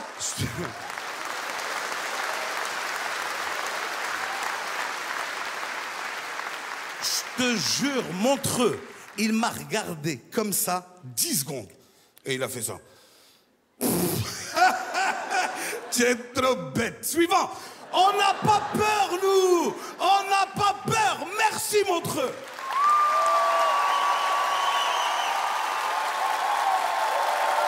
Marina Rollman.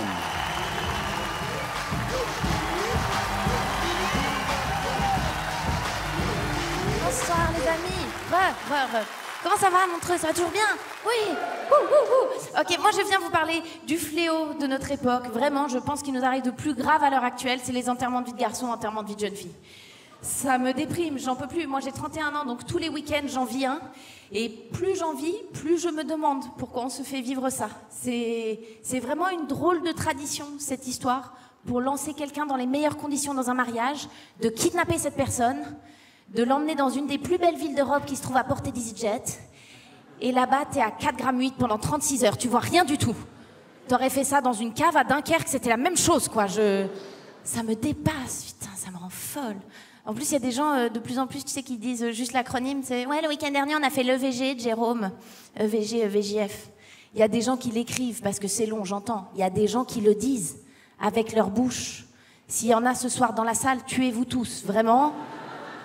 Moi, à chaque fois, en plus qu'on me dit EVG, j'entends IVG, je suis là, ah, vous êtes allé fêter son avortement à Budapest, fun. Ah là là, mon Dieu.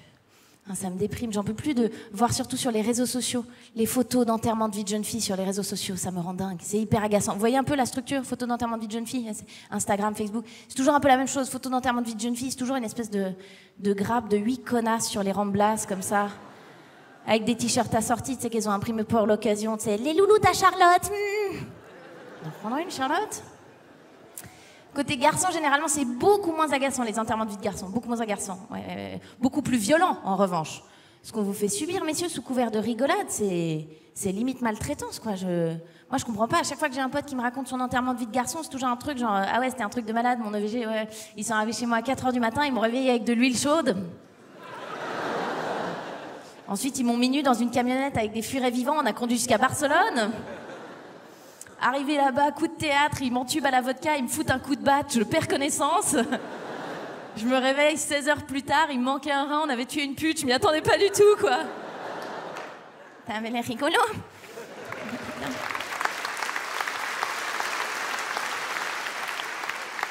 En même temps, c'est un peu hypocrite ce que je dis, parce que moi-même, j'ai organisé mon enterrement de vie de jeune fille il y a 2 ans, parce que je me suis mariée il y a 2 ans. Oui, restez assis. Et alors, non, c'est très sympa. Pour les gens qui l'ont jamais fait dans la salle, c'est très sympa de se marier. Ouais. Non, c'est-à-dire que ma génération, je suis lucide. Je sais qu'on va tous divorcer, mais c'est rigolo d'essayer, c'est ça que je veux dire. En plus, tu gagnes un mixeur et tout, c'est chouette. Mais... c'est vrai que je me suis posé des questions avant de me marier parce que je trouve que le slogan est pas très vendeur. C'est pour le meilleur et pour le pire. C'est pas très sexy. Pour le meilleur et pour le pire, ça donne pas très envie. On est d'accord? Non? Autant Carglass répare, Carglass remplace, c'est bon. Mais ça dit ce que ça veut dire. Autant pour le meilleur et pour le pire, c'est nul comme slogan. Tu vendrais rien d'autre avec ça. Mais moi, si t'allais dans un magasin de canapés et que le vendeur il disait, il y a des jours il sera très confortable, il y a des jours il va vous avaler. C'est comme ça, c'est canapé. Je vais prendre un pouf plutôt, s'il vous plaît. Mais tout ça pour dire, aujourd'hui, moi, très heureuse, en couple, très bien, comme Hakim. Vous aussi, j'espère. Ouais, hein? Ouh. Non, alors heureuse, c'est vrai, c'est un grand mot. Hein, c'est-à-dire qu'aujourd'hui, c'est difficile quand même d'être... Enfin, le monde est en flammes quand même, un petit peu. Hein, j'ai l'impression que je vous spoil. Mince, vous avez pas lu Internet récemment? Ouais, non, tout le monde est formel, le monde est foutu. En tout cas, sur le plan du climat, moi, ça m'angoisse énormément. Vraiment, ça me...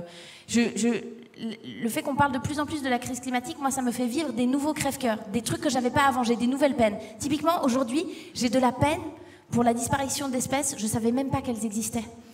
C'est pour ça que je regarde plus de documentaires animaliers. Parce que c'est toujours la même chose. Au début du documentaire, je découvre une espèce. Genre, aujourd'hui, on va vous parler de la raimanta des Dardanelles. Et moi, je suis là, waouh! Elle est fluorescente un jour sur deux. Wow! Et elle respire par le cul. Wow! Et moi, je regarde ça pendant 1 heure et je suis fascinée. Je me dis, on sent la main du divin, l'harmonie, la grâce, c'est incroyable, la force de la nature. Et c'est toujours la même chose. Au bout d'1 heure, le présentateur, il revient et dit, et il n'en reste plus que 16. Mais putain! On est de se rencontrer en plus, ça me dégoûte. Ça me déprime, moi, ces histoires de réchauffement climatique. Du coup, quand j'essaie de penser à des trucs qui vont mieux, je me concentre sur des choses qui vont mieux sur la planète. Il y a des trucs qui vont mieux sur la planète en ce moment. On est d'accord? Ouais. Les rapports hommes-femmes, j'ai l'impression que c'est en train d'aller mieux. Un peu. Ouais. Bon. Non, je sais, il y a toujours des femmes sceptiques dans la salle quand je dis ça. Je pense que c'est en train d'aller mieux, mais on ne le ressent pas parce que on parle des problèmes. Du coup, on a l'impression qu'il n'y a que ça. Tu vois ce que je veux dire? Là, on est à cette période de l'histoire homme-femme où c'est comme si on venait d'ouvrir la boîte et on était là, putain, mais tout le monde se faisait violer en fait. C'est vrai, oui.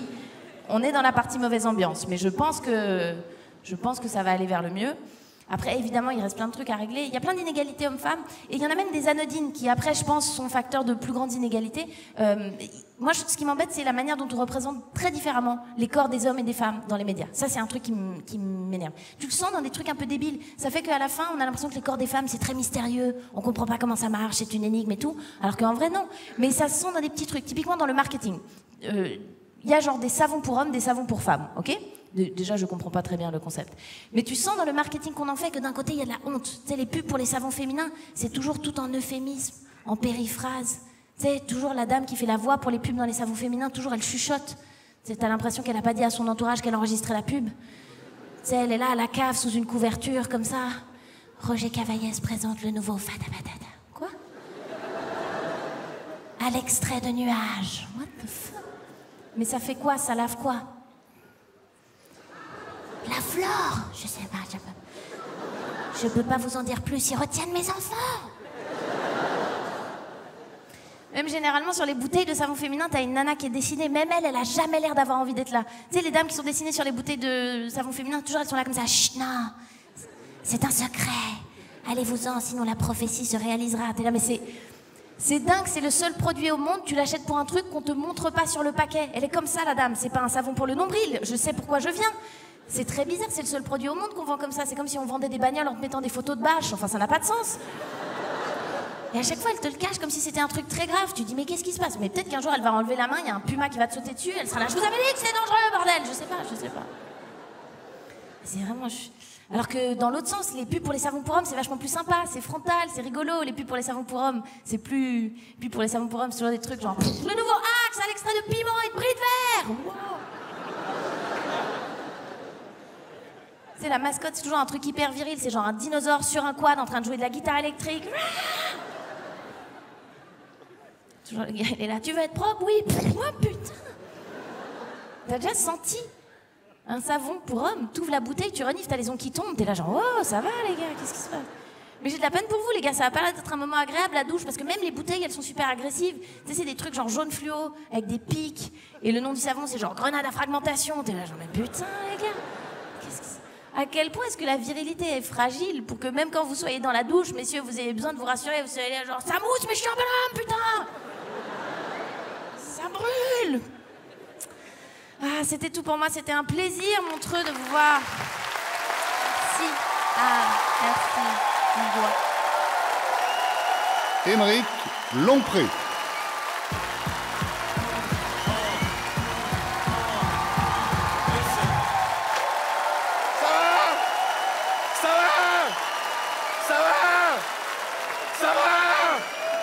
Est-ce que ça va? Bon.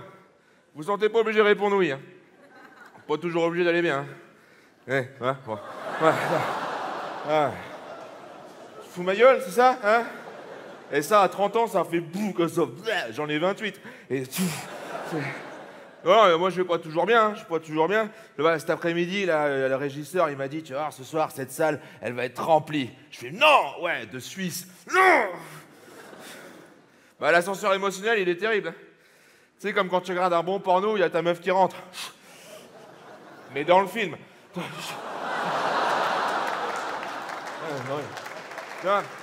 Cet après-midi, je me suis promené, je suis dans un supermarché. Putain, ça se voit qu'on est en Suisse. Hein. Vous vendez des appareils à raclette pour une personne, hein. Moi, je suis à la caisse, le mec, il arrive avec ça, je dis achète-toi une corde tout de suite, frère. Parce que d'ailleurs, une raclette tout seul, une raclette tout seul. Oh, oh, oh. C'était là, genre, c'est à qui? C'est à moi. C'est horrible. Non, j'adore la raclette. Ah, vraiment, j'adore la raclette. Ouais. Faut pas trop en abuser, par contre, de la raclette. Mais c'est comme les bonnes choses. Faut pas trop en abuser des bonnes choses. Après, sinon, tu les apprécies plus, quoi. Tu vois? C'est, par exemple, un truc cool, genre la tyrolienne. Bon, t'imagines tous les jours, tu fais de la tyrolienne. Bon, tu sais, je vais chercher du pain. Tu vas au boulot en tyrolienne, tu vas au boulot en tyrolienne. Je peux pas, Jean-Marc, je vais en réunion, là. Mais non, Caro, pas de café, ça va se renverser, là. Il y a un moment, faut que vous rentrez dans mon délire, hein, sinon ça va être super long, les gars. Non, mais je veux dire, non, mais... Putain. Non. Non, mais attends, si tu fais de la tyrolienne tout le temps, eh ben, il y a bien un moment où tu vas faire, putain, le retour, c'est chiant.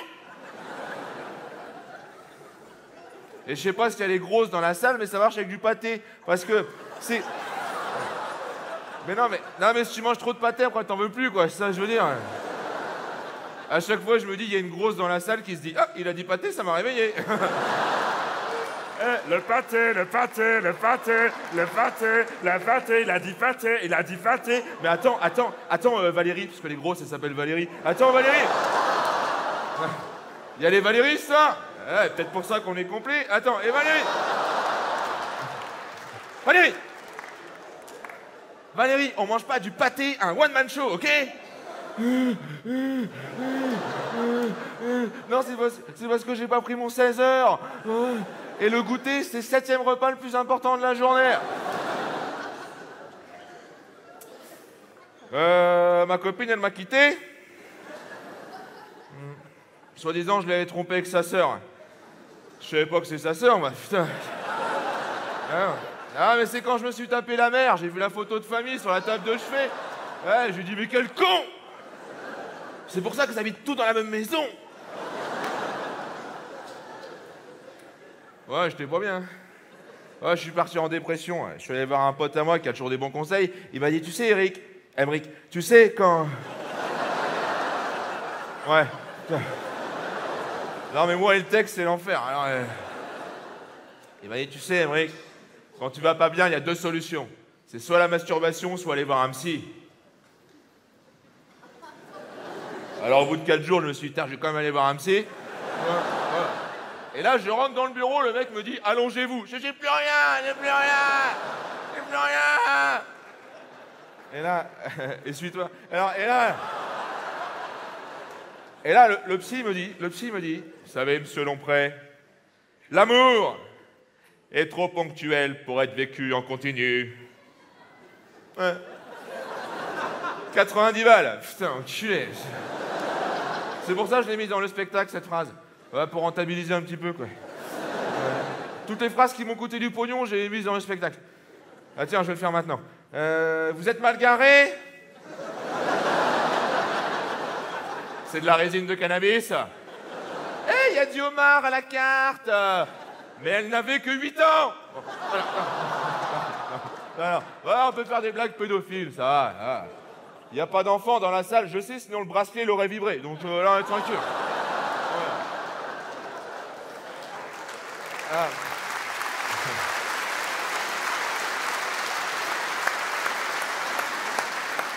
Applaudir là-dessus, c'est génial. Hein,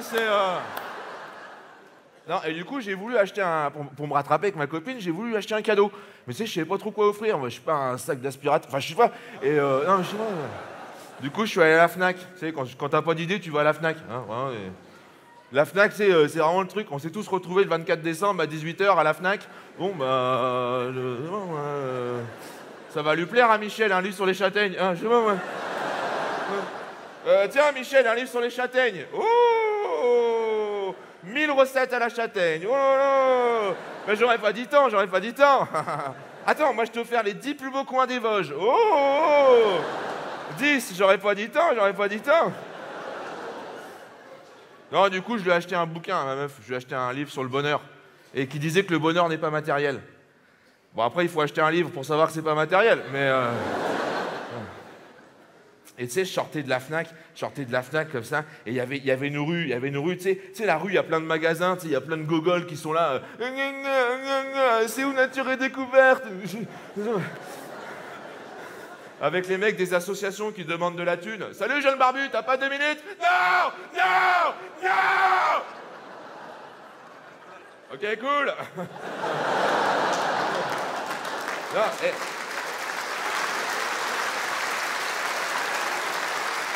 attends. Et dans cette rue-là, il y a plein de clodos. Il y a plein de clodos. Et moi, j'avais mon bouquin, Le bonheur n'est pas matériel. Je fais putain, mais ils l'ont pas lu. Alors, non, mais là, il y a une dame. Elle donne de l'argent. Cool. Par contre, elle rajoute. Elle dit, ouais, alors, tenez, monsieur, mais par contre, faut pas tout dépenser dans l'alcool, hein. Ouais. Bah, le clodo, il doit se dire, putain, mais elle a raison. Si je suis dans cette merde, c'est que j'ai une mauvaise gestion de mon portefeuille. Putain! Si j'étais pas alcoolique, j'aurais un chalet en Suisse. Non, en plus, c'est grave, parce que quand tu donnes de l'argent, tu sais, c'est plus le tien, ton putain, mais je veux dire, c'est pas un investissement que tu fais sur un gars, quoi. Là, je veux dire, tu vas pas aller voir le mec dans 10 ans en disant, alors, vous avez fait quoi avec les 2 € que je vous ai filés, hein? C'est plus ton fric, quoi. Tu sais, moi, quand je donne au secours islamique, je dis pas, bon, bah, pas tout dans les attentats, hein? Non, applaudis pas, c'est raciste. Alors, non, mais en plus, moi, je critique, je lui ai même pas filé au clodo. Donc, non, après, je peux quand même en parler, hein, tu vois. Faut pas forcément être écrivain pour critiquer un livre. Faut pas forcément être séropositif pour trouver le vaccin contre le sida. Même si je pense que les recherches iraient beaucoup plus vite, hein. Jean-Jean, t'as le sida? Ah bon? Bon, bah, je reste bosser, ça. Merci de m'avoir écouté.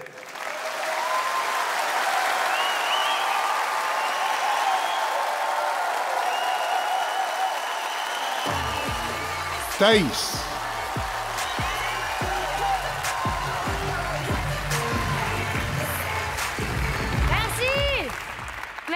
Merci, bonsoir. Bonsoir, je m'appelle Thaïs et récemment, par faim, je me suis inscrite sur un site de rencontre. Je suppose qu'on est tous déjà allés au moins une fois. Ok. Ah non, c'est pas du tout comme ça qu'on s'est rencontrés avec Pierrot. Hein. On était à côté de son casier, il a fait tomber ses livres. En se relevant, on s'est tapé la tête depuis on est amoureux. Donc je suis allée sur un de ces sites hein, et je me suis dit, les gars, on n'est pas là pour perdre du temps, on va multiplier nos chances de pécho. Qu'est-ce que j'ai fait? Je me suis créé 2 profils bien différents, on ratisse large. Premier profil, celui qui marche. Je suis là aussi pour vous donner des conseils, c'est très simple. C'est petite fleur fragile, Instagram, huile essentielle. Comme je vais être hyper clair, comme pseudo, j'ai choisi quinoa kiwi. De l'autre côté, un profil rien à voir, donc qui me ressemble. Je veux dire la vérité, rien que la vérité. Comme à nouveau, je vais être hyper clair. Je me suis appelée TSV pour tout sauf vierge. Première étape, fallait choisir une photo. Voilà, alors pour quinoa kiwi, j'ai fait une photo où je rentre le ventre, je sors les seins, je passe tous les cheveux d'un côté, je fais un duck face.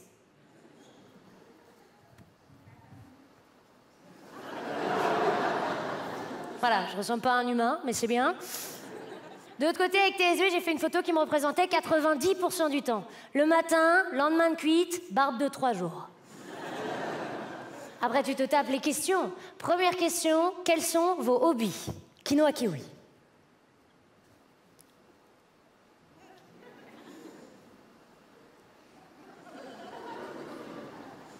Ah, moi, j'ai jamais compris pourquoi elle faisait ça, là. Non, mais est-ce qu'elle les plie? Ça va pas tenir. Passons. Ah oui, pardon, elle fait ça parce que si elle pense pas à respirer, elle respire pas. Donc elle se démerde. Mais comme elle serre... On est parti. Bonsoir. Bonsoir. Je vais pas parler plus fort que ça. De ma vie. Alors pour ce qui est de mes hobbies, je dirais dans l'ordre la danse, En même temps, on m'a dit que j'avais le corps fait pour. Le Pilate, je suppose comme tout le monde aujourd'hui. Aller courir au parc.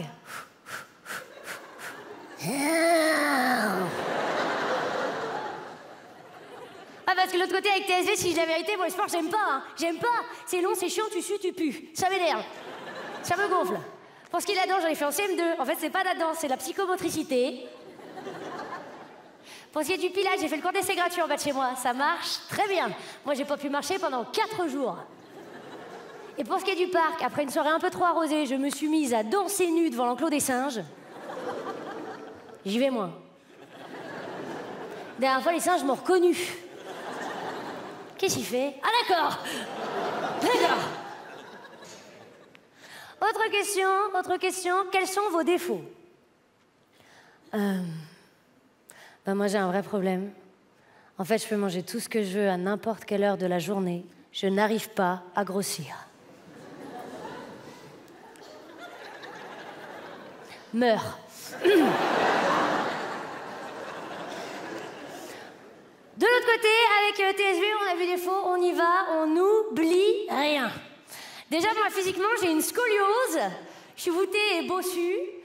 J'ai également de l'eczéma, super sympa. Hein. Ça fait rire les gamins, ça fait un peu fraise tagada. Mais bon, comme je dis toujours, lèche pas, ça n'a pas le même goût. Je dis ça. Des fois, au premier rendez-vous pour me marier, je fais parmesan? Non. Il y en a rarement de deuxième. Sinon, j'ai mes règles 8 jours par mois, ce qui est quand même bien au-dessus de la moyenne. J'utilise des tampons 4 gouttes, plus. Ah, c'était rouleau de sopalin, c'est là! Ah bah moi, l'été, je suis interdite de baignade, j'attire les requins, donc... Sur la Suisse. Autre question.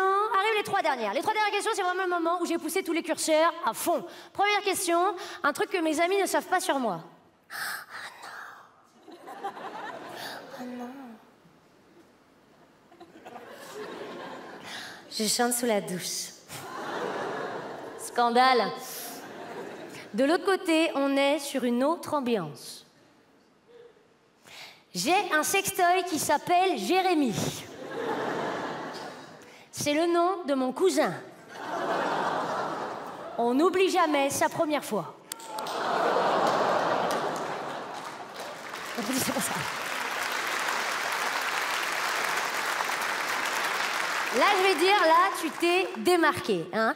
Deuxième question, la dernière fois que vous avez pleuré. Moi, je sais qu'on se le dit tous les jours, mais c'est quand ma mère m'a dit « je t'aime ».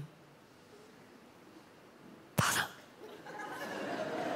Je suis désolée, je suis hypersensible, je suis capricorne. Bah ouais, c'est de la science. Ok. De l'autre côté, non! Moi, j'ai pleuré quand j'ai trouvé ma mère au pieu avec Jérémy.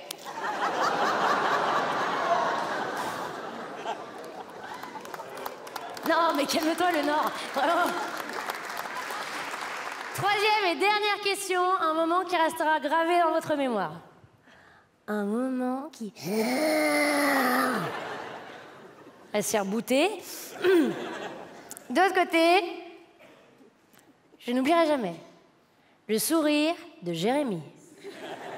Lorsque je lui ai offert cette PlayStation, l'année dernière, pour son anniversaire, pour ses 12 ans.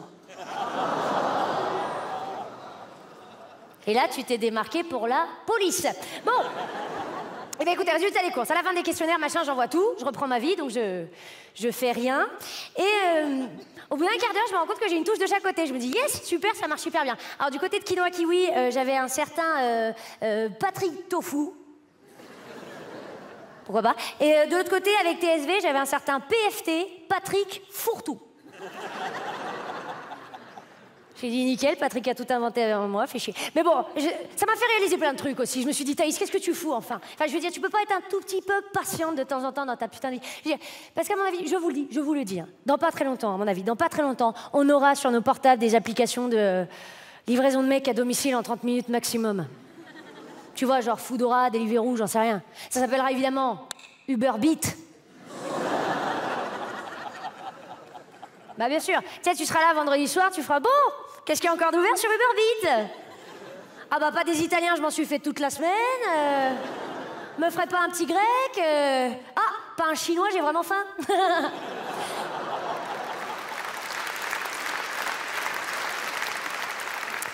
Bref, tout ça pour vous dire que j'ai arrêté les sites de rencontres. C'est sans doute mieux pour les gens qui sont dessus. Non, vraiment, j'ai arrêté, je suis revenue à une technique beaucoup plus basique, je dirais à l'ancienne. Et en fait, ça marche très bien, hein. On a juste oublié. D'ailleurs, les filles, s'il vous plaît, arrêtons avec les sites de rencontres. Je sais qu'on vous dit le contraire en ce moment, hein. Faut pas se parler dans la rue, faut pas se regarder. Jetez un œil, la circulation, ça m'inquiète. Non mais je pense qu'on n'est pas devenus complètement débiles d'un coup, c'est pas possible. Puis on va pas se mentir, quand t'es une fille, c'est quand même plus facile. Tu t'habilles un peu pute. Tu te prends le dernier métro. Tu descends à Barbès.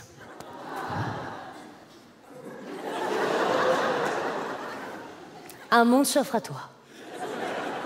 C'est buffet froid pour tout le monde. Et t'es sûr que tu rentres chez toi avec quelqu'un, hein? Si tu te débrouilles bien, une bande. Ouais, et c'est les mêmes que sur les sites. Merci beaucoup, Montreux.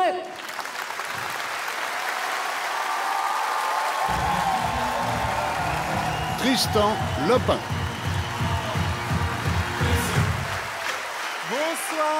Bonsoir.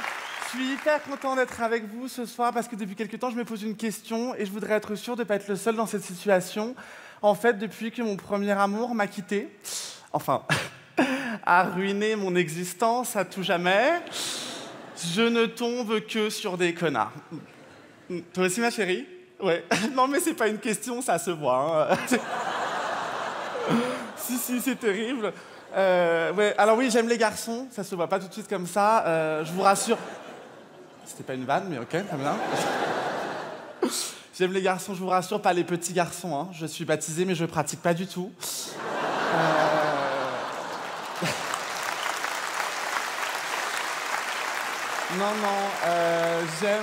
J'aime les garçons de mon âge, un peu plus jeunes, un peu plus vieux. Enfin, je suis assez open. Trop, peut-être. Mes potes m'appellent la voiture balai, donc... Non, j'ai quand même 2-3 critères. Déjà, il faut qu'il soit beau. Parce qu'un mec moche vis-à-vis des gens dans la rue, je trouve ça toujours assez inconfortable. Ouais, non, mais parce que moi, je pars du principe que je juge les gens. Donc, les gens me jugent forcément en retour. Hein. C'est un truc de karma. Donc, un mec beau, mais pas d'une beauté ordinaire, vous voyez? Un mec beau, mais un mec avec une faille. Alors, pas une faille à la Ribéry non plus, hein. On est d'accord? Un mec qui s'habille bien, mais qui ne le fasse pas exprès. Un mec attentionné, mais indépendant. Un mec viril, mais dans les yeux duquel tu sens que lui aussi, il a été un enfant. Un mec romantique. Romantique, c'est chouette, tu sais. Et en même temps, hyper macho. Tu vois, si le mec veut me mettre un petit coup dans la gueule de temps en temps, ça serait chouette. Ouais, mais parce que moi, vous savez, j'adore les bad boys, les gilets jaunes, les casseurs, j'adore. Vous savez, on a tous dans notre tête un espèce de top 3 des célébrités avec lesquelles on rêverait de coucher. Moi, mon top 3, c'est Benalla, Bertrand Cantat et Michel Fourniret. Donc,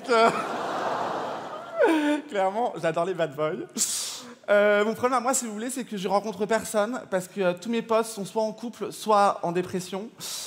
Ouais, moi j'ai une de mes très bonnes copines, elle s'appelle Anne, et vous savez, Anne, on est pareils tous les deux, on s'attache trop vite, et ça c'est parce qu'on est taureaux. Enfin, elle, c'est surtout parce qu'elle est moche. Mais moche, elle pique les yeux, c'est terrible.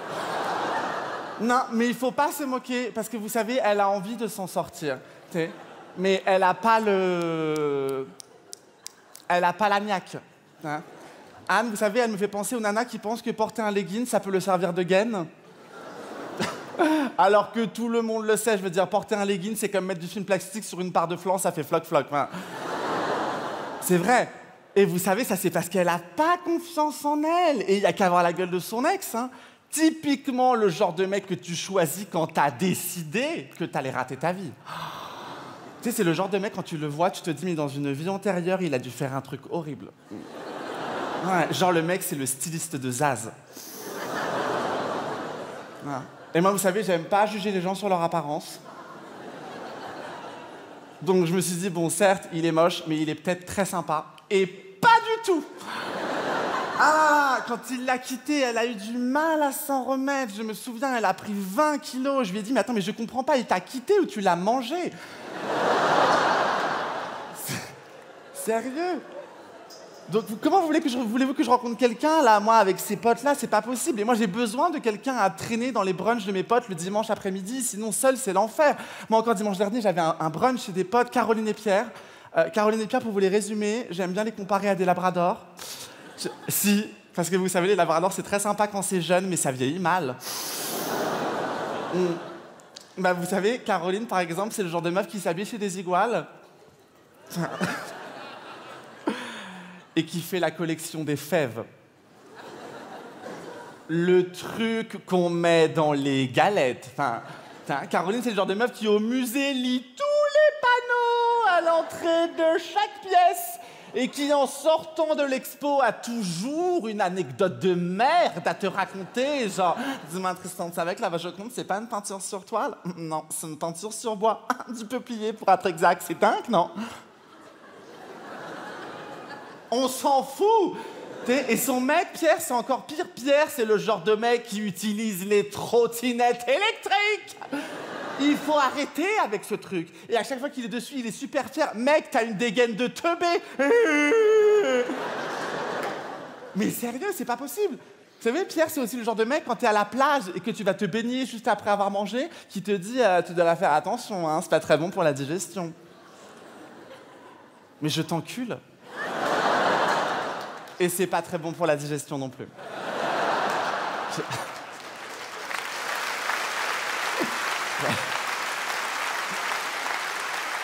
Ça marche bien le caca, hein, Caroline et Pierre, pour le dessert aussi, pour le dessert du brunch, ils nous ont servi de la salade de fruits. Est-ce qu'on peut tous décréter ensemble ce soir que la salade de fruits, c'est le dessert officiel des gens chiants? Mais sérieux? Mais je veux dire, mais quand t'es au resto et que t'arrives au dessert, comme tout le monde, tu prends un moelleux au chocolat. Enfin, t'es quand même pas assez con pour payer 7 balles des fruits en tranche. Enfin... Et lui, il prend sa petite salade de fruits, tu sais. Oui, parce qu'il sait même pas comment tu fais pour avoir encore de la place après tout ce qu'on a mangé. Bah, je fais ce que je peux, hein. Connard.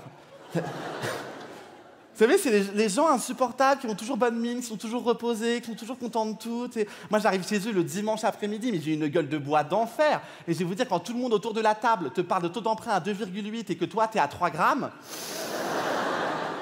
t'as un tout petit peu l'impression d'avoir raté ta vie, quand même. Hein. Ah, et moi, je me suis dit, mais foutu pour foutu, je vais me remettre avec mon ex. Et franchement, très mauvaise idée. Hein. Moi, je me souviens, quand il m'a quitté, le mien, il a fait un truc très drôle. Je t'assure, tu vas rire.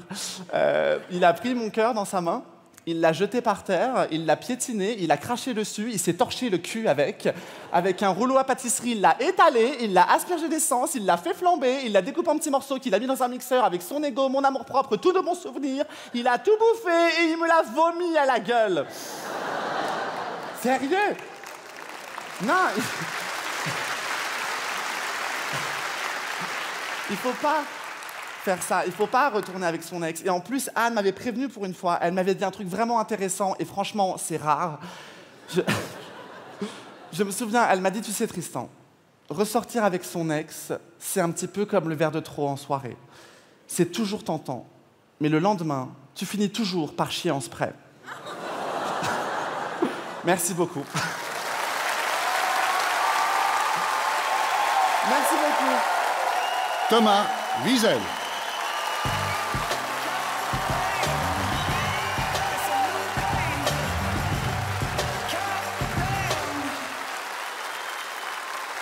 Merci. J'aime trop ce festival, moi, parce que y a des gens qui viennent du Québec, qui viennent de Belgique, de France. Il y a tous les humoristes, les producteurs qui viennent ici à Montreux. Puis moi, j'habite Lausanne. Puis du coup, c'est à côté. Puis c'est cool.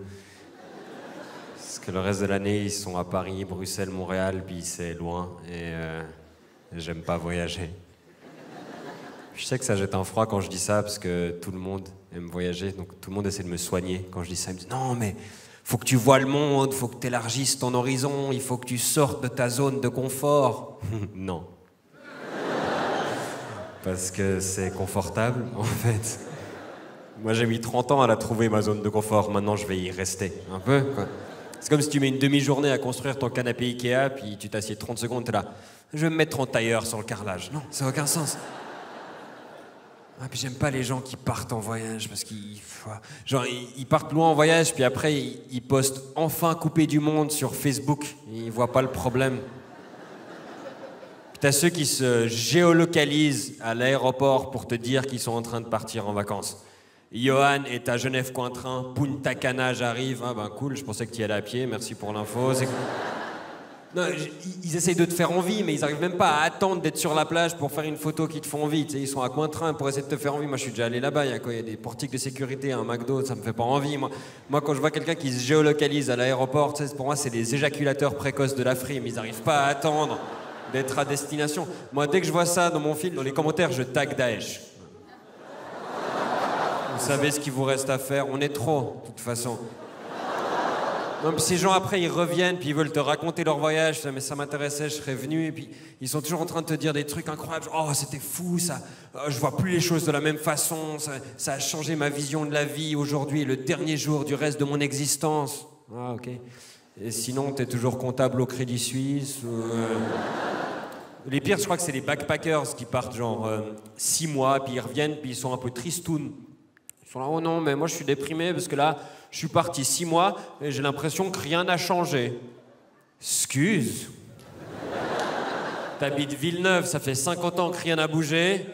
Tu te dis, je vais me barrer 6 mois, ils vont retaper la ville, ils vont transformer ça en Disneyland, ça va être les Maçons du Cœur, édition Villeneuve, mais dégage, quoi. Enfin,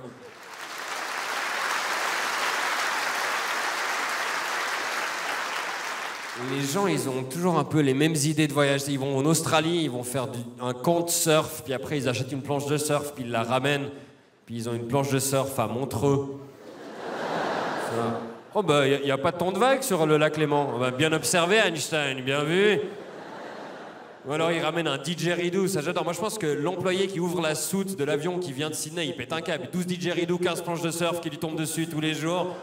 Tu te retrouves avec un didgeridoo en Suisse, tu sais pas en jouer, t'es à l'école Club Migros, cours de groupe de didgeridoo. Vous vous êtes déjà retrouvé dans une soirée à vous dire « Ah, c'est bien, mais ça manque un peu de didgeridoo ». Non, non, ça n'arrive jamais.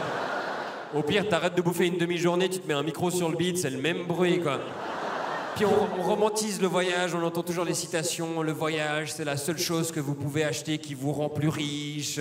Le voyage, c'est là où on peut se perdre et se retrouver en même temps. Moi, je pense que ça valait à l'époque de Vasco de Gama, de Marco Polo, Là, tu prends un vol last minute pour Bali, tu vas bouffer un cheeseburger.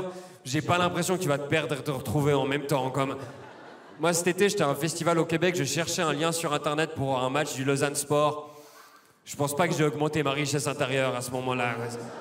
À la limite, les gens qui disent « Oh, mais l'important, c'est pas la destination, c'est le voyage. » Ben, pourquoi tu prends un vol sans escale, alors enfin, si tu vas aller en Australie, prends le bateau. Là, tu vas apprendre des choses sur toi-même. Tu vas apprendre que 3 mois, c'est long et que le scorbut, ça se soigne mal. Là, je suis d'accord. Non, moi, j'aime pas voyager. Moi, je crois que ce que je préfère dans voyager, c'est rentrer chez moi.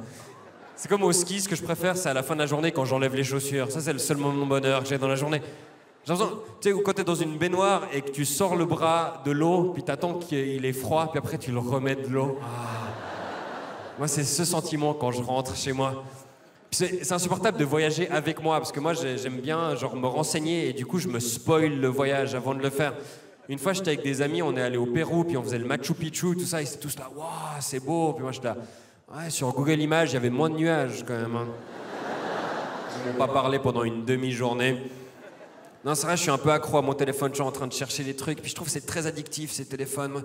J'ai l'impression que il y a trop d'applications, il y a trop de solutions à nos problèmes maintenant. Si t'as faim, t'as une application pour ça. Si t'as besoin d'aller quelque part, t'as une application pour ça.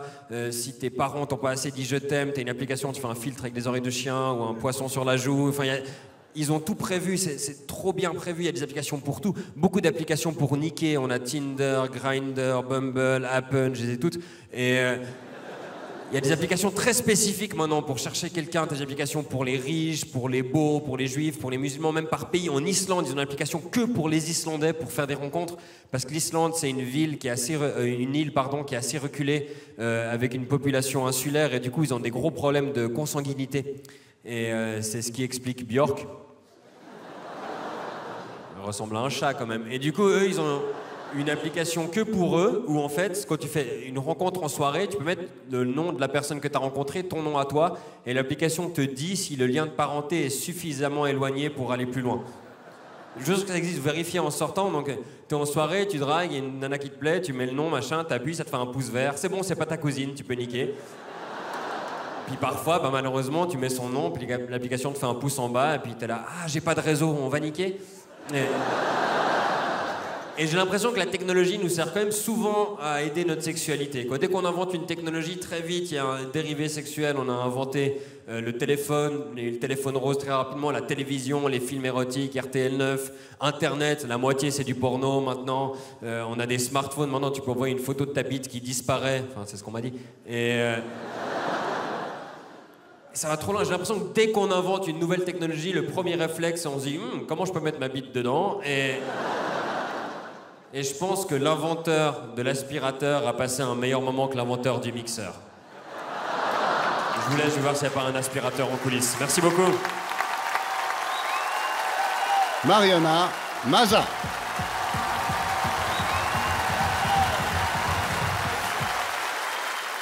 Ça va bien, mon dreux? Très contente d'être ici. En fait, Thomas l'a dit, je viens du Québec, mais ce qu'il n'a pas dit, c'est que je suis quand même très connue au Québec, pour ne pas dire fucking connue. Je suis une bonne vedette. En fait, je suis l'équivalent de Thomas Wiesel, mais moi, je suis drôle. Ouais, ça vous fait pas rire. Moi, je vous conseille de vous en aller si vous êtes pas content avec cette blague. Vous allez chier à terre d'ici la fin de mon segment, hein? Ça va être un viol collectif, je vous l'annonce officiellement. Bon, là, je vais répondre à la question que tout le monde se demande. Non, je ne suis pas lesbienne. Je le sais que j'ai une putain de face de brouteuse. Mais je veux pas trop dire publiquement que je suis pas lesbienne parce qu'elle me regarde comme aucun autre homme ne m'a jamais regardé auparavant. C'est dans la vie, il y a des attrape-touristes. Moi, je suis une attrape-lesbienne. Un piège à moule, une gare à Gwyn. Attrapez-les toutes, pas qu'échatte. C'est moi, ça. J'ai peur de rien. Il y a pas longtemps, après un spectacle, il y a une fille qui vient me voir, elle est un peu bourrée, puis elle me dit je sais que ça va paraître bizarre, mais est-ce que tu penses que je peux me masturber devant ta photo? Je lui ai répondu pourquoi ma photo? Je suis là. Garde-toi, ma cocotte. Sinon, qu'est-ce que je peux vous dire d'autre sur moi? Ah ouais, ma mère est arabe, mon père est mort. Je veux pas qu'il y ait de malaise par rapport à la mort de mon père. En fait, la vérité, c'est que j'ai jamais connu mon père. J'ai jamais connu mon père, j'ai jamais eu de modèle masculin. Moi. Mais j'ai jamais connu mon père et la seule information qu'on m'a donnée à son sujet, c'est que c'était un alcoolique. Et j'essaye de lui rendre hommage le plus souvent possible. En ce moment, je suis défoncé. Et là, je sais qu'il y a des fins renards qui sont comme « Ben là, c'était si bourré que ça, comment tu fais pour tenir debout? » Haha, la cocaïne. C'est vrai.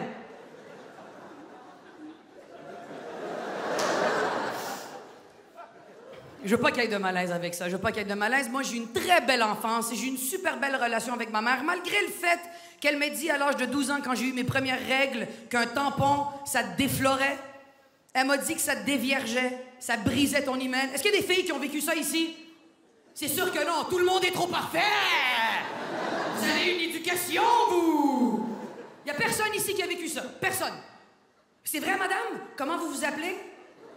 Stéphanie, enchantée Stéphanie, votre mère pensait qu'un tampon, ça déviergeait? Et vous la croyez, c'est sûr. Mais oui, parce que c'est ça le travail d'un enfant, croire à sa mère. Est-ce que vous avez vécu la même chose que moi? Porter les couches de nuit, tu sais, les longues serviettes de nuit, mais de jour, de là à là, le tapis d'Aladin, c'était violent pour vrai. J'avais l'air du bébé dans les rases-moquettes, je marchais comme ça, on dirait que je m'étais chié dans les culottes à longueur de journée. Stéphanie, dites-moi si vous êtes comme moi. Moi, quand ma mère m'a dit qu'un tampon, ça déviergeait, j'aurais tellement voulu avoir du courage pour la regarder droit dans les yeux puis lui dire « Maman, si tu savais le nombre de choses que je me suis rentrée en dedans, moi, à ta place, je l'éplucherais, ce concombre-là. Et arrête de fouiller derrière les coussins de la causeuse, elle est pas là, la télécommande. Arrêtez de faire vos pudiques pour vrai avec vos... Ah! Vous avez tous déjà fait ça avec des fruits et des légumes. Allez chier pour vrai. On l'a tous déjà eu, la petite fringale de nuit.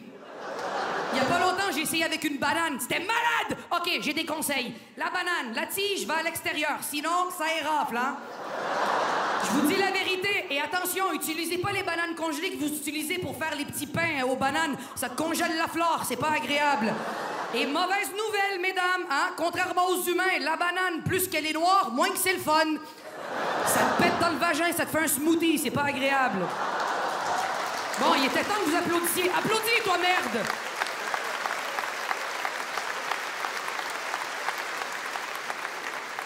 Bon, maintenant que vous applaudissez, par applaudissement, les filles qui se masturbent. C'est bien. Moi, ceux qui n'ont pas applaudi, je m'excuse, hein. Moi, ce serait la seule activité que je ferais en Suisse. C'est tellement plate. Arrêtez, je me confie à vous depuis tantôt. Allez, soyez pas mal. Par applaudissement, les femmes qui se font du plaisir, applaudissez. Stéphanie, la seule raison pour laquelle t'as pas applaudi, c'est si tu peux pas applaudir parce que tu te masturbes live en ce moment. Les gars, je vous le demande pas. C'est comme demander à un chien s'il s'est léché le cul aujourd'hui. C'est à cause de vous qu'il n'y a plus d'arbres. On a honte! Mais vous avez honte! Les gens ont honte de se dire qu'ils se font du bien. Stéphanie, écoute-moi bien. Je vais te faire une liste d'arguments pour te prouver que la masturbation, c'est la meilleure activité. T'es prête? Check ça. 1, personne meurt. Fin de la liste. Non, mais parce que vous savez ce qui arrive. Moi... non, applaudissez pas, c'est fini. Le tour est passé. Écoutez seulement, là. Applaudissez au bon timing. Laissez en retard. J'ai juste 7 minutes. Faites pas chier. Arrêtez d'applaudir. Riez. Vous savez ce qui arrive? Moins qu'on en parle publiquement et plus qu'on entretient un mythe à l'égard des hommes, hein? La plupart des hommes pensent qu'une femme, quand ça se masturbe, il y a des draps blancs, des papillons et on chante la chanson « Le temps est beau ». Vous m'avez jamais vu me masturber.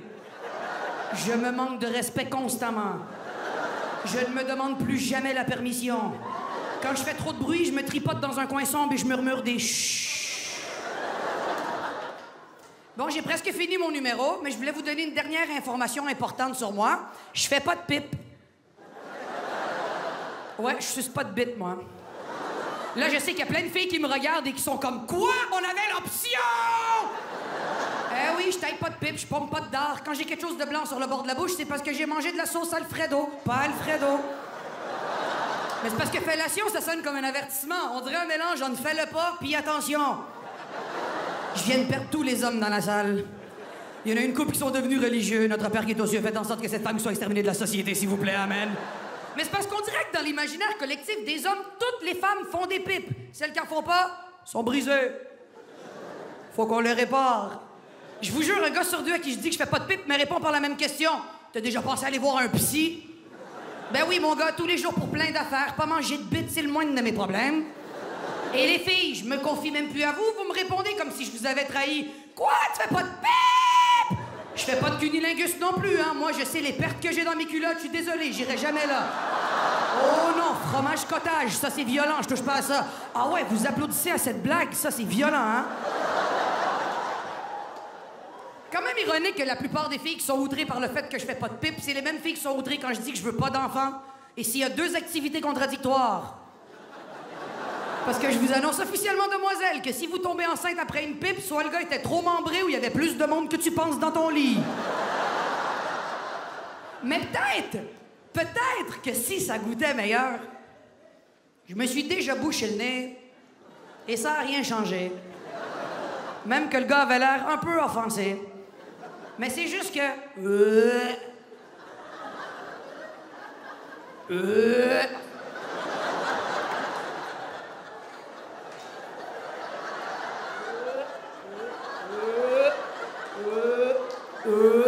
On dirait que le pénis, c'est du brocoli, puis moi, je suis un bébé.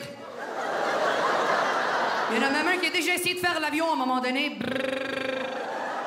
Et c'est pas comme le vin, hein? C'est pas avec le temps que ça devient meilleur. J'en ai pogné une coupe de bouchonnée, je vais vous dire. Je suis allé voir un sexologue parce qu'il m'a dit que j'avais une fellatiophobie.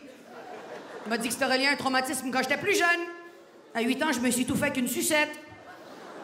À 11 ans, j'ai vu ma meilleure amie aller à l'urgence à cause d'une allergie aux bananes. Et toute mon enfance, mon beau-père m'a forcé à le sucer. OK, celle-là, c'était une blague, OK? Calmez-vous. Il me forçait pas. Merci, bonne soirée!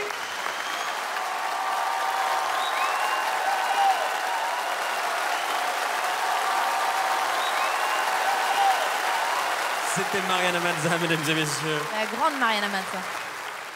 Ah! C'est fini. Bah ouais, et franchement, c'était pas mal, hein. Franchement, on a passé des soirées pires. Ouais, ah oui, je te confirme. Oui. Oui, dans notre carrière, on a vécu des choses pires. On a même des preuves photographiques. On a vraiment fait des jobs de merde avant d'être humoriste, tous. On a fait des scènes compliquées. On a fait des soirées privées. Marina, moi, je me souviens, toi, une fois, dans un concours d'humour, en coulisses, t'as trouvé un costume. Tu t'es dit, je vais le mettre. Et ça a donné ça. T'as fait tout ton sketch en lapin rose. Ouais. Et ça parlait de lapin, ton sketch? Non. Super. Voilà. Toi-même, tu as fait aussi des trucs un peu compliqués, il faut dire ce qui est. Tu as fait l'anniversaire d'un banquier dans un chalet déguisé en Père Noël. Faire des blagues comme ça, c'était pas facile. Ah ouais. On te plaint pas trop parce que tu étais avec des danseuses du Lido quand même, mais ouais. Oui, ça va. Mais on a tous vécu d'autres choses avant d'être là ce soir. On n'est pas tous décidés d'être humoristes. On n'arrive pas à arriver à montrer directement. On a tous un peu des souvenirs. On les a recensés. Tous les gens de ce soir ont des souvenirs. La première à être passée sur scène ce soir, elle a fait son premier Montreux. Elle a pris un énorme bide. Parce qu'elle parlait de produits discount français qui n'existent pas en Suisse, donc personne ne comprenait la référence. Mais depuis, elle a changé de blague, elle a jeté son costard M budget, mesdames et messieurs, Shirley Soignon. Oui, pour Shirley. Chic. Là, c'est chic. Là, c'est super. Le deuxième de la soirée, aujourd'hui, c'est un humoriste super, mais à l'époque, il était surtout imitateur de Johnny Hallyday et ventriloque à 16h. C'était Hakim Djemili. Faites du bruit pour Hakim Djemili, s'il vous plaît. Hakim.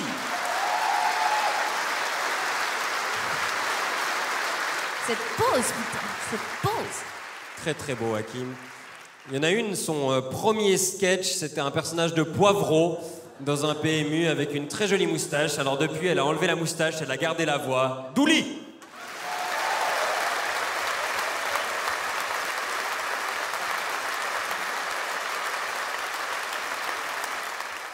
Le prochain, il a joué une fois un sketch en prison.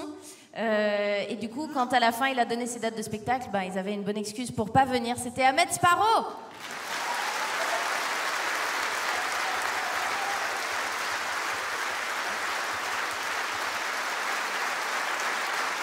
La prochaine, elle a prouvé ce soir qu'elle était prête à tout affronter, et ce, depuis toujours. Faites du bruit pour Florence Mendez.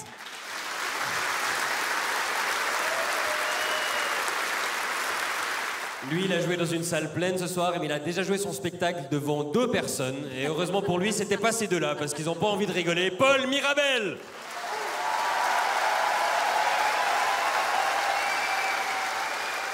On a une photo du prochain pour son tout premier rôle. Voilà, c'était un lapin qui mange un radis. Depuis, il a mangé beaucoup plus de lapins que de radis. Wallace, mesdames et messieurs.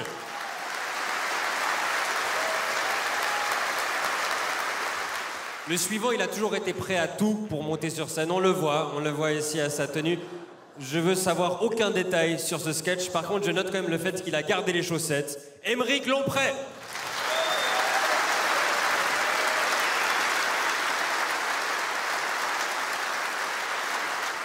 Son tout premier rôle, c'était de jouer Buzz l'éclair, et elle nous a prouvé ce soir que pour trouver un mec, elle était prête à aller vers l'infini et au-delà. Faites du bruit pour Thaïs.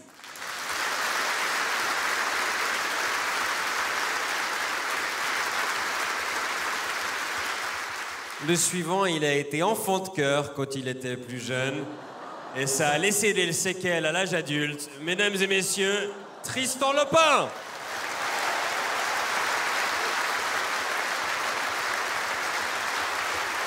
Et enfin, la dernière, dans sa prime jeunesse, elle a tenu un stand où il fallait taper très fort avec un marteau. Depuis, elle ne fait plus ça, évidemment, mais si vous lui proposez une fellation, elle a gardé le marteau. C'était Mariana Mazza.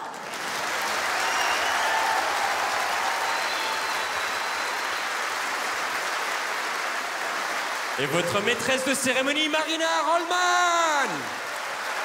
Et votre maître de cérémonie, Thomas Wiesel. Merci beaucoup, c'était le Gala Stand-Up. Merci, rentrez bien chez vous. Bonne soirée.